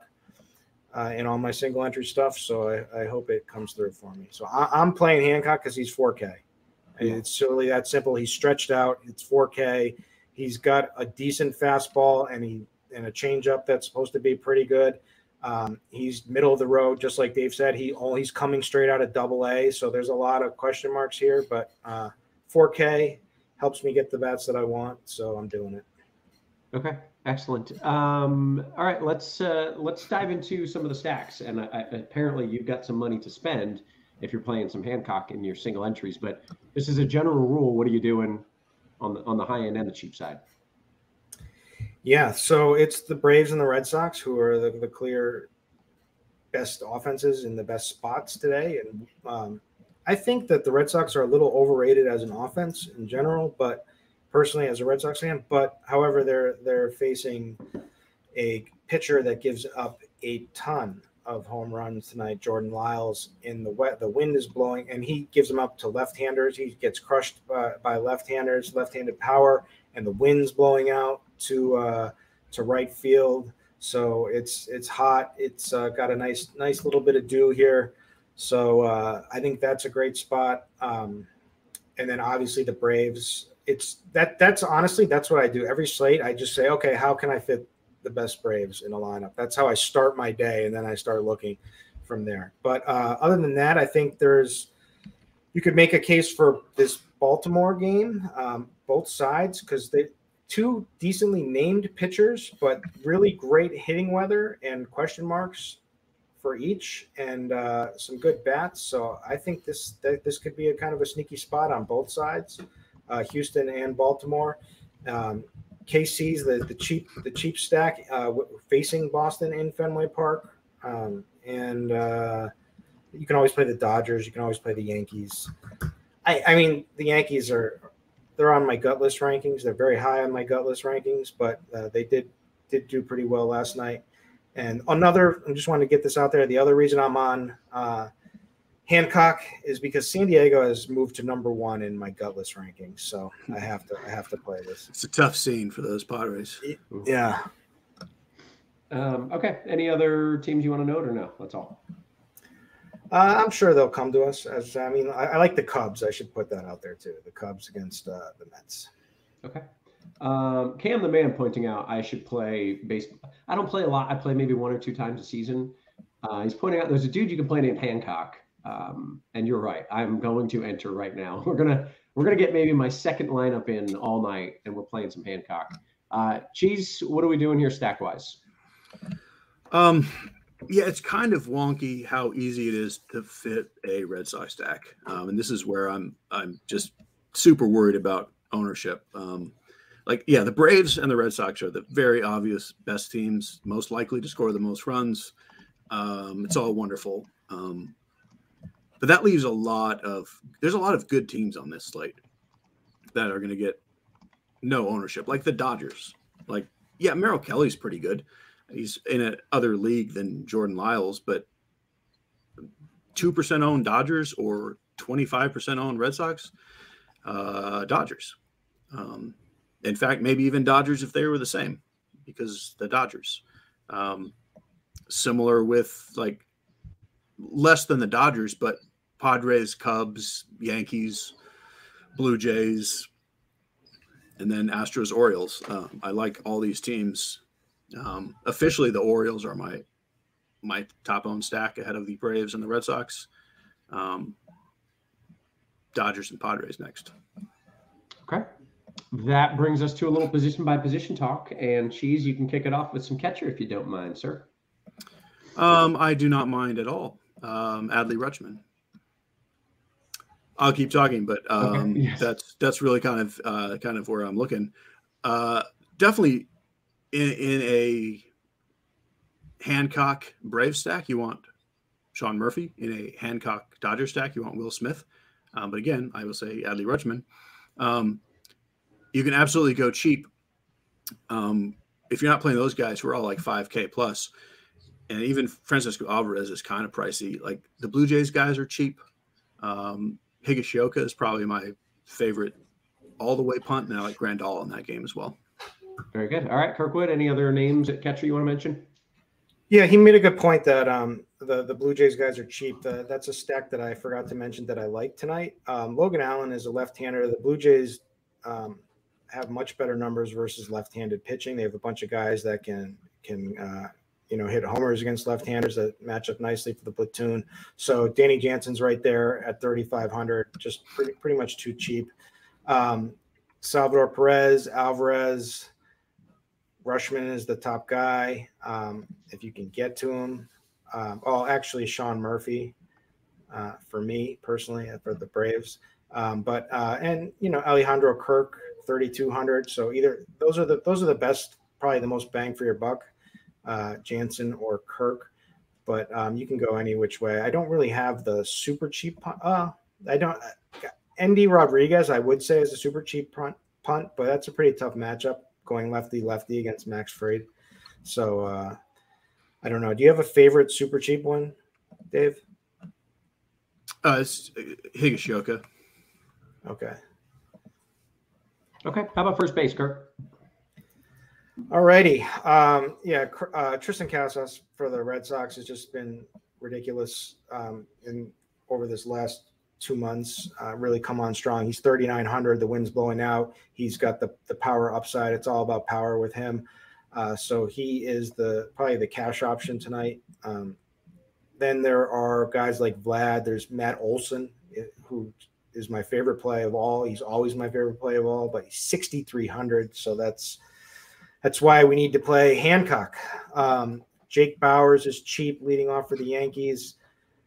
Mountcastle and Dave really likes Baltimore, so I'm sure he'll be on that. But those are the key guys I've been looking at. Okay, Cheese, your thoughts first? Yeah, Olsen is so good and so expensive, as he should be. I would say, Freeman is right there with him. Like, if you got money to spend, those guys are fantastic. Which leaves Pete Alonso kind of overlooked, who I believe he has 400 home runs in the last 3 days now. Yeah, he's been one. Crushing in these last couple of days. Yeah, and just like he'll go overlooked compared to these other guys. On FanDuel, Vlad is super cheap. On DK, Tristan Casas will be the cheap guy that people gravitate towards. I prefer Ryan O'Hearn and Jake Bauers as the cheap guys on DK. Love them at those salaries. Playable on FanDuel as well, but I'm actually playing a lot of Rutschman at the catcher / first base over there. Very good. Also, Cheese, you should know the chat's given you some love, some congratulations on your son's engagement. That's a great thing for, like, I've been getting congratulated a lot. Like, I did nothing, but thank you. Yeah, it's fun. You did pretty good. You know, he's not like a serial killer or something. Otherwise, you raised a man that found a woman that wants to be with him for the rest of her life. That she can stand this son of yours. So that's pretty good. Yeah, you get some credit there. That's congrats to Mrs. Cheese for sure. That's yeah. So second base. Okay, go. I was going to say hit the like button for Cheese's son and his engagement. Okay, right. Second base. Spending up to Albies and bets is super fantastic, and I love it. But then, you know, Gleyber Torres and adding on Trevor Story on FanDuel, you get some pretty useful savings there. There's always the Michael Massey punt, who I like better than Louis Urias on his own. The other team, I don't think anyone's even mentioned yet. Like, speaking of nobody's going to play, Arizona, Ketel Marte, I think, is fine, even on his own, just as a MME kind of 1% owned guy. Okay. Kirkwood, your thoughts a second? Yeah, for me, it's all the way up top. So it's with Ozzy Albies. So this guy, Quinn Priester, is pitching like Will Priester out there. Worse. I mean, he had 333 ISO to left-handed batting, a 465 WOBA. I mean, honestly, those are the numbers that Will would be out. Will maybe even a little bit better than that. There's no way Will would walk that many guys. Yeah. So I love Albies in this spot. So that's where I'm going. I like Gleyber Torres a lot. People are going to play Trevor Story. I thought he was a pretty bad play yesterday because it's like he hasn't had much time ramping up. It was mostly in AA, and I mean he certainly looked yesterday like he was not. I mean he was just swinging at whatever and whiffing, and so. I mean, he's so expensive right off the bat. Like, I feel like he's a fade again, although this is the pitcher that you would think that this would be the best matchup. But I'm going to stay away from him. Michael Massey, I agree with on Dave. Mookie, always, if you can get there. And there's not a lot. Everyone else is in tough matchups pretty much from there. But I think Nico Horner could be pretty good at 4,900. Gives you a little bit of speed and power. Nice. Okay, how about third base? All right. It's all about Devers. Devers is if he doesn't homer tonight, then I'm going to be poor. I bet his home run props with the wind blowing out there like that. You know what it was at? Like plus? It was like I got like 285, which is not good, but I'm just so confident that he's going to do it. I feel like, side note, we got a Juggalo bomb. There it is. Yeah, might as well be a Juggalo bomb. Random side note, I feel like I saw Judge's prop at like minus 120 or something. What? Like it's minus for a home run prop? Yeah, it blew my mind. DraftKings is offering like a promo where they boosted it to plus 100 for the Judge home run today. That is crazy. Wow. All right. I don't look at or know anything about home run props, but if there's a minus in front of it, don't play it. Yeah, it seems like a poor choice. All right. Anywho, all right. Third base. Yeah. So Devers, Gunnar Henderson, the cheap one on the other side of Pavetta would be Miguel Garcia leading off for 3,900. Patty the Tooth is back. Batting eighth. I mean, he's all or nothing, this guy. And for 2,900, if you get the all night against he gets the platoon against Peterson, that could work out well. Obviously, I'm with the Brave stack, so Austin Riley is always there, and I'll let Dave handle some of the others. Okay. Well, Dave, I saw you cheering for Patty the Tooth. I assume you like that call. You know, I love it. Yeah. Like a cheap, like 2,900 on DK. And then he's like eligible at 3 positions on FanDuel, makes him useful, and nobody's playing him. Now, yeah, he might go 0 for 4. You know who else might go 0 for 4? Rafael Devers or Jose Ramirez or Austin Riley. Like, that's how baseball works. I'm way under on Devers, and I don't feel fantastic about it. He should hit 2 home runs, but you don't always do what you should do. I'm doing a little more like Max Muncy, Manny Machado, just be different with good players. I'm using Gunnar mostly at shortstop. He would be my favorite third baseman, but I'm playing him more at short. Okay. Well, how about your thoughts at short, Cheese? Gunnar Henderson. Bobby Witt is always playable. Mookie Betts on Fanduel. You can play at shortstop as well. Francisco Lindor, kind of with Alonso. I don't mind little Mets mini stacks. It's not a very deep position relative to the others. And a guy like, I'm not playing Pablo Reyes on his own. I would rather punt with anything else like Paul DeYoung, for example.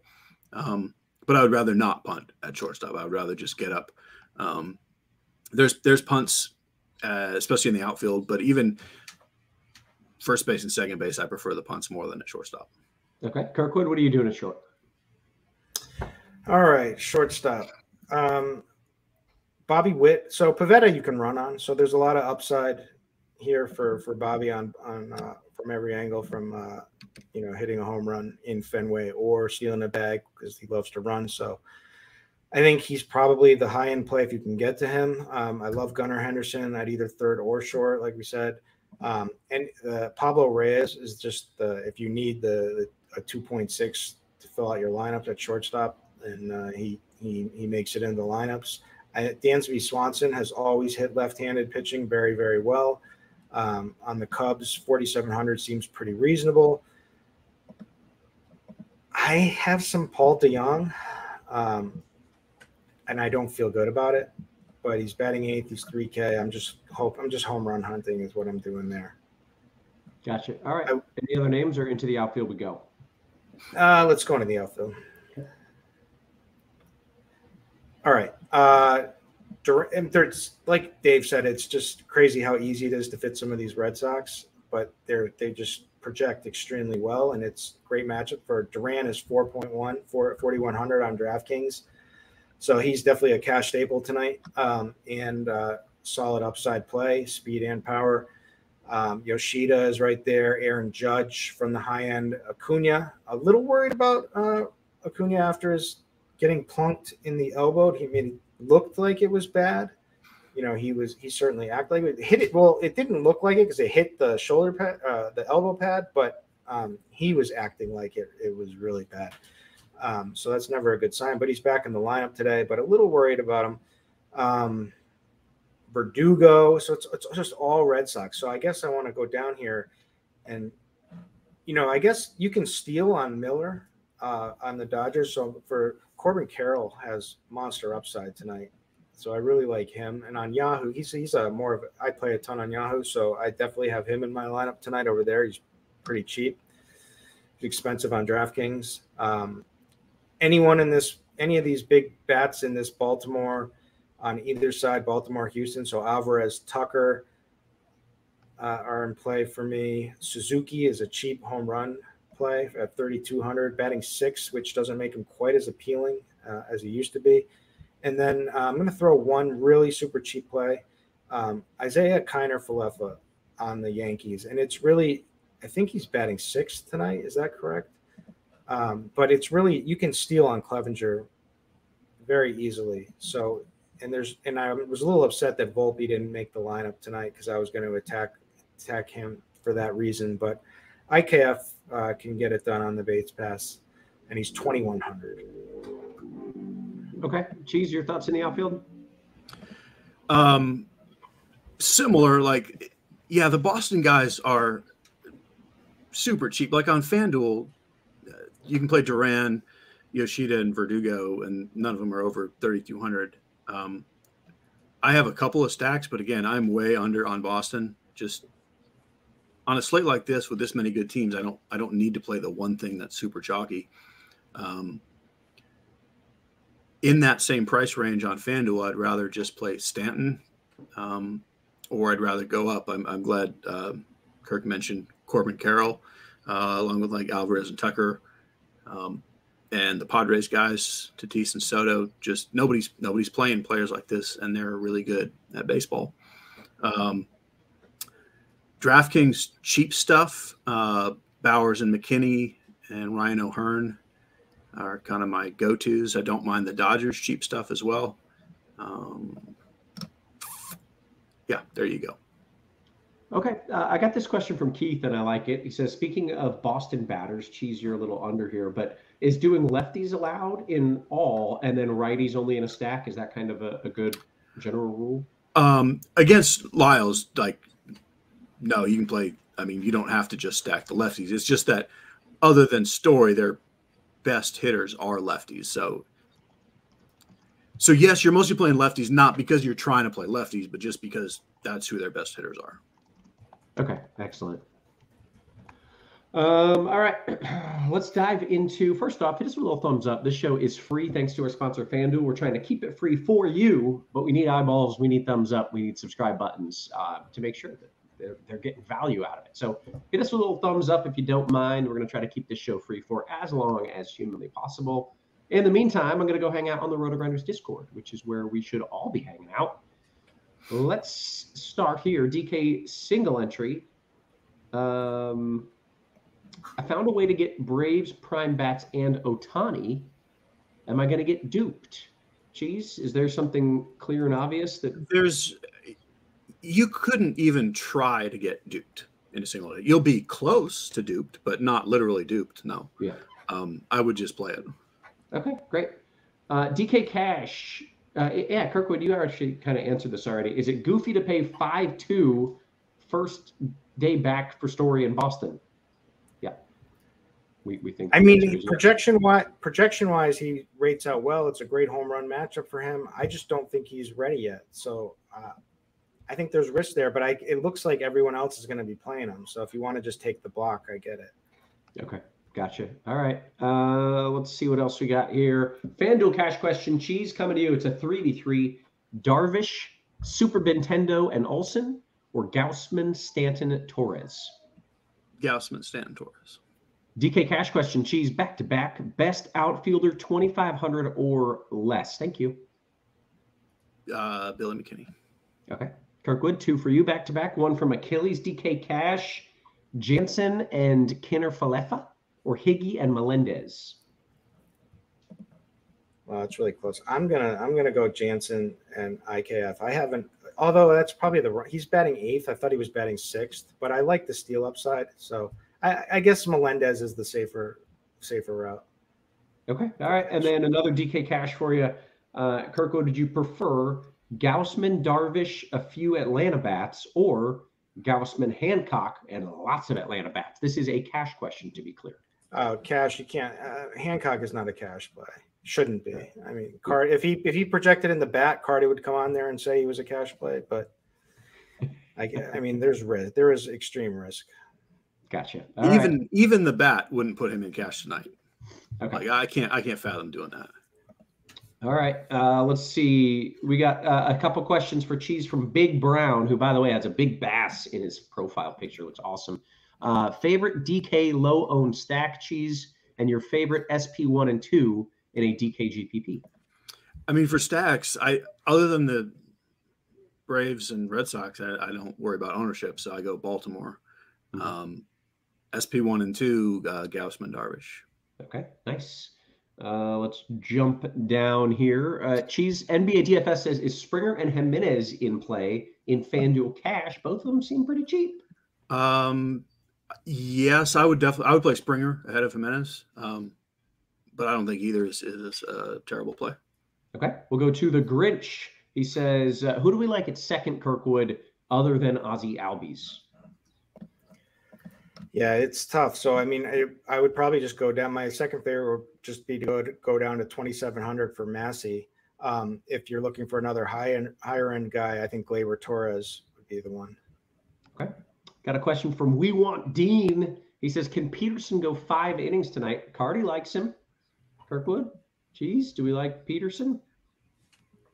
He could go 5 innings. Like, that's the best case scenario. Like, realistically, 70 pitches, which if he pitches well, sure, that's 5 innings. Mm-hmm. Okay. But that's... Yeah, he's not stretched out. Yeah. And all right. The Cubs are pretty tough, too. So, yeah, I have 0 personally. What's that, Cheese? I'm sorry. I have 0 Peterson personally. Gotcha. All right. Kenny says, Cheese, I was late to the show. Your favorite cash pitcher on FanDuel? Darvish. Okay. FanDuel single entry, Kirkwood, Ryan O'Hearn or MJ Melendez? I got to back Dave here and go with Ryan O'Hearn. Just give me that weather out there in Baltimore. Okay. We'll go to Alan's question, but he's using you, Kirkwood, to get bat rankings. I don't know how you feel about this. Where do you rank these guys? He actually says, how does the bat rank? Gurriel, Pham, and Jock raw points. And you know what? I saw that. And so I actually just did it. It's tough I can't get them to spread out there. Actually, Pham and Gurriel have the same projection. It's actually 0.1 higher for Gurriel.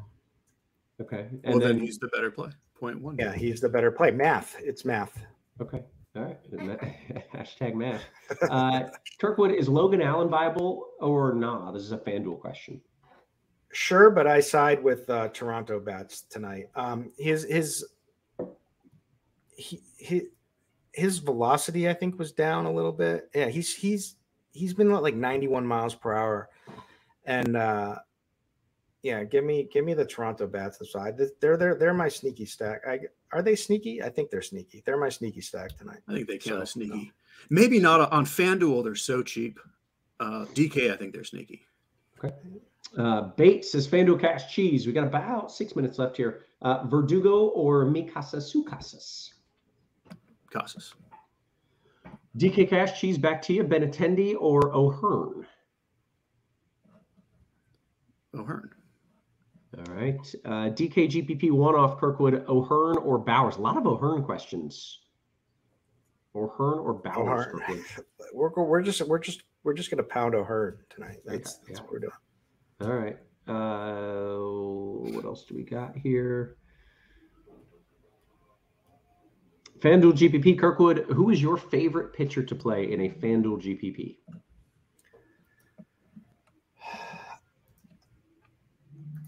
I guess Max Fried. Okay. I did see some Fried questions coming up too. Cheese on FanDuel is from J Sams. On FanDuel, we see Darvish sharing some ownership as Ohtani. He actually says ownership as Ohtani. Knowing that, would you be okay moving the core tag to Ohtani, especially if I can fit Baltimore and Judge? I mean, I just prefer Gausman over Ohtani, but I mean, by all means, play Ohtani too. And if you have the money, I would definitely play either of them ahead of Darvish. It's just a money thing. Yeah. All right. Yeah, you don't have to change it. It's a good play, but you don't have to change your tag about Correct. it. All right. Jumping back into the YouTube here. Took a second to get back into some of those Discord questions. We'll go to scrolling up. My cat's favorite channel, Flaherty and Acuna cheese or Fried and Ozuna? Flaherty and Acuna, Fried and Ozuna. Fried and Ozuna. Cheese, do you have any cats? No. I'm a dog guy, not a cat guy. Okay, you had to think. But I support that username for sure. Okay, all right. Jerry Berg says, Kirkwood, if I landed on you with Boston and New York bats for FanDuel cash, did I do it wrong? Not you personally, but you, Darvish, of course. No, that's completely reasonable. Okay. Rukin Verde, Kirkwood, large field GPP on DK. Do you prefer Ohtani Darvish? This is a big GPP. Ohtani Darvish or Fried Gausman?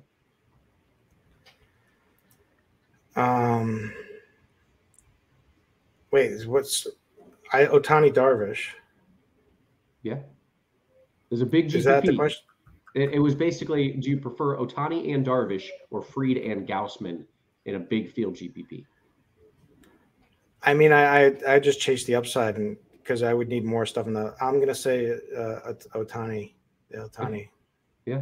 All right, we'll go DK Gash Cheese. Instrumental says Gausman Jansen or Fried Adley. Fried Adley. All right. DK single entry. Gunner or Dansby? I'm stacking both teams, Cheese. Gunner. But they're both great. Yeah. All right. Like if there's a way you can rework it to get both of them, that's what I would do. Okay. Important question, Cheese. What kind of dog? Although I got the feeling poodles. I could tell there were multiple dogs there. All right, poodles. There you go. Beater says, will you play Freeman? Cheese, will you play Freeman in bets on a FanDuel GPP, or will you go somewhere else? I love Dodgers.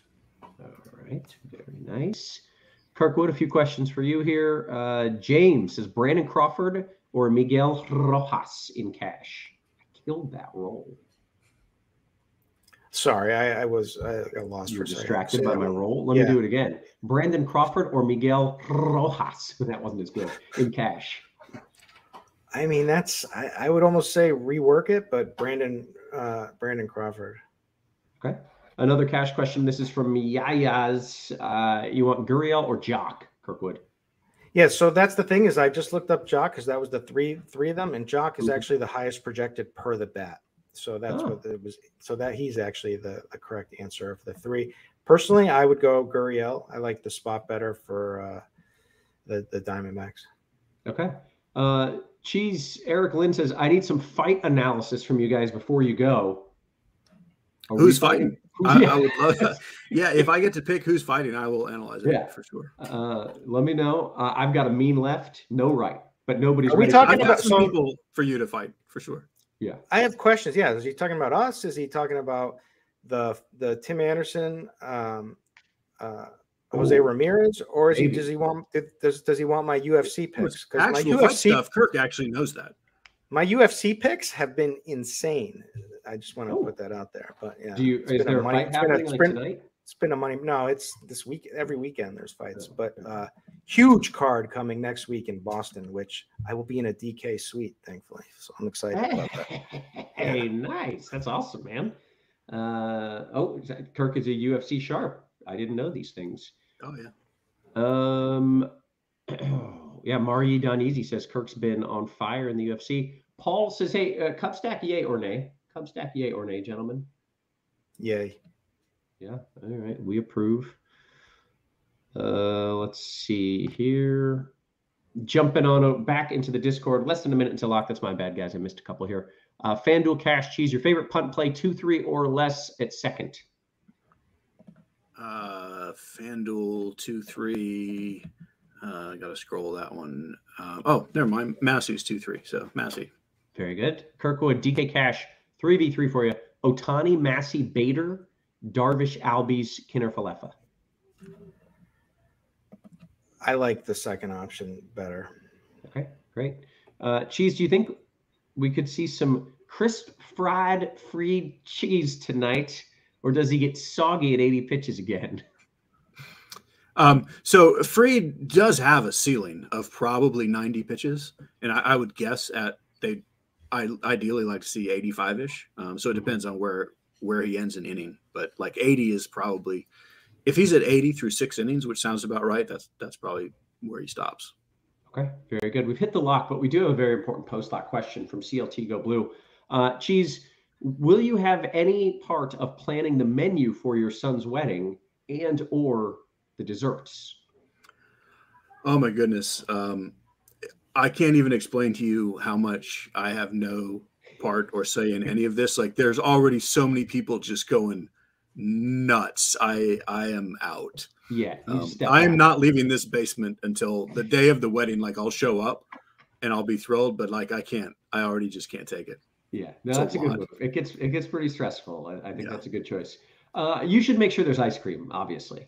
Yes. I mean, there will be ice cream for me. I don't know if whether everyone gets it or not. I do not know. You're showing up with a pint one way or another. Yes. All right. Hey, with that, we have done the duties. Make sure you hit us with a little thumbs up. Butthole Jenkins, your guy Kirkwood says, hey, you're the man. See you next show. Hey, we appreciate not just Butthole Jenkins, but all of our viewers out there. Not only do we appreciate you, we love you. We will catch you tomorrow. Hit us with a little thumbs up for Cheese, for Kirkwood. We appreciate you. We love you. We'll catch you tomorrow. You have been Crunch.